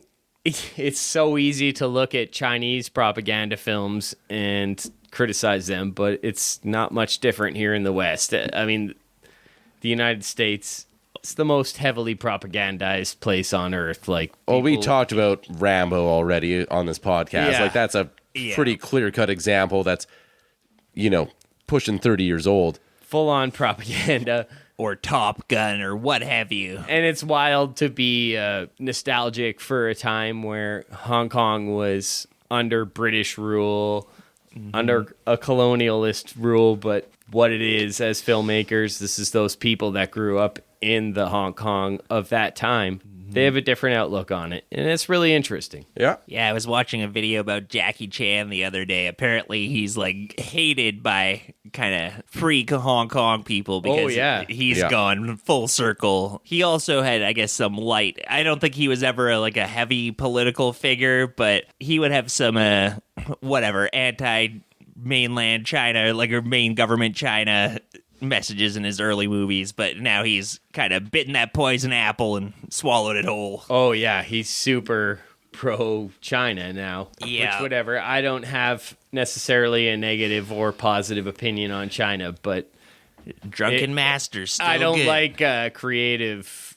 It's too bad when politics being get in the way of stifled. your ability to tell the story that you want to tell in the way that you want to tell it. And like Luke was saying, we see it there, we see it here, you see it in a lot of places, unfortunately. When you get to that level, that is the price that you have to pay sometimes when you're doing the mega, like the big blockbuster, high budget stuff. Well, in China, that's a thing now. I mean, Hong Kong's part of China. They've all but killed that beautiful independent wave of Hong Kong cinema. That's one thing that I have a bit of a bone to pick with them on. Like, I don't even know if these companies still exist anymore. Golden Harvest and Shaw Harvest. Brothers. I know. This is a Golden Harvest production, too. Yeah. When I see that come up, I just know I'm in for a good time. Oh, yeah. Bound to be good. I just watched Lucky Dragon or something like that. That sounds good. Yeah, it was Sammo Hung directed it. It's Jackie Chan and Sammo Hung. Like anything Golden Harvest from the 1980s. Yeah. You got Sammo Hung attached to it. Jackie Chan. Forget it, man. There You're will gonna have definitely the best be time. some future appearances on the podcast, I'm sure. I hope so. All right. Well, that was From Beijing With Love. We had some fun, didn't we, folks? It was a really funny movie, and I think it's actually a little tough to compare these two. It's tough to compare a parody with the original. It's, like, not really fair, and I actually had a lot of fun watching both of them. So, but what did you guys think? Outrageously funny. It's got my full endorsement. Both these movies are really great. License to Kill has some surprisingly awesome action scenes going on and some surprisingly gruesome kills. We kind of compared it to some slasher stuff. Like, there's heads exploding, there's people getting eaten by sharks. I'm really into that kind of stuff. So I'll always love that. But From Beijing With Love is just outrageously funny in a way that you don't see in a Western movie with the blood and the guts and the splat and everything. It really stuck out to me. So that's which one are you're going for? Which one are you going for? I love both of them, but From Beijing With Love. Very good. What about you, Luke? Yeah, I'll echo Mitch's sentiments. They're both very strong titles. License to Kill is one of the upper tier of James Bond movies. It feels less like a James Bond movie and more like a Reagan-era propaganda movie. From Beijing With Love, it's a really neat time capsule of 1994 in Hong Kong cinema. It's very funny, and it's kind of a seminal piece of work for Stephen Chow, who I think is a major filmmaker. He kind of just went on to expand upon the ideas that he built in that first movie. So I go From Beijing With Love, surprisingly. Okay. It's difficult for me because they are so different, and I liked both of them quite a bit. From Beijing With Love was a really refreshing comedy. Like, the jokes, they still land. Like, that type of vaudeville, slapstick stuff, it's always funny. It's evergreen. And so that was good. A lot of the cultural references I missed. I'm gonna be the voice of the contrarian this week again, and I'm gonna go for License to Kill. Fair. It's It not a deserves great a James vote. Bond, but it's, for me, it just edges in the top 10. So it's like, it's up there for sure, but the stunt work is just unbelievable. When I watch this movie, the things they do, especially with the airplanes, there's a lot of airplanes, there's a lot of vehicle stunt work. So even though it's not a traditional James Bond movie, it's fucking nuts to watch that stuff. And I'm on for that. Understood. And it's crazy that we watched a Hollywood movie that has better stunts than a Hong Kong movie. Yeah. From the same time period. What Yeah. the heck? Like, it's like the peak. Like, there is a lot That's of... bizarre. Yeah. I say check out both those Timothy Dalton movies. It's a slight edge for License to Kill for me. That's where we are from this week. Mitchell, where are we going next week? What are we talking about? Well, next week I'm gonna grease up my hair and take you boys down to the old drag race, and we're gonna be juvenile delinquents. And we're gonna watch Francis Ford Coppola's The Outsiders and Jack Hill's The Switchblade Sisters. Oh shit, I'm gonna put some Vaseline in my hair for that one. We're gonna have new stories to tell about our worst stab wounds after next week's podcast. All right. Stab each other? Yeah. Can't watch Switchblade Sisters without stabbing each other. All right. I'll commit to the bit. Always commit to the bit. Just a switchblade. It's not a big butcher blade. Well, until next time when we get greased up with The Outsiders and the Switchblade Sisters, if this has been something that you've enjoyed, please rate, review, subscribe, tell a friend, tell any lowlife you might know. and catch us back next time. So thanks for listening to High and Low. I'm Vonn. I'm McIsaac. Mitchell McIsaac. I'm 007. Or Luke. Catch you next time. Smell you later.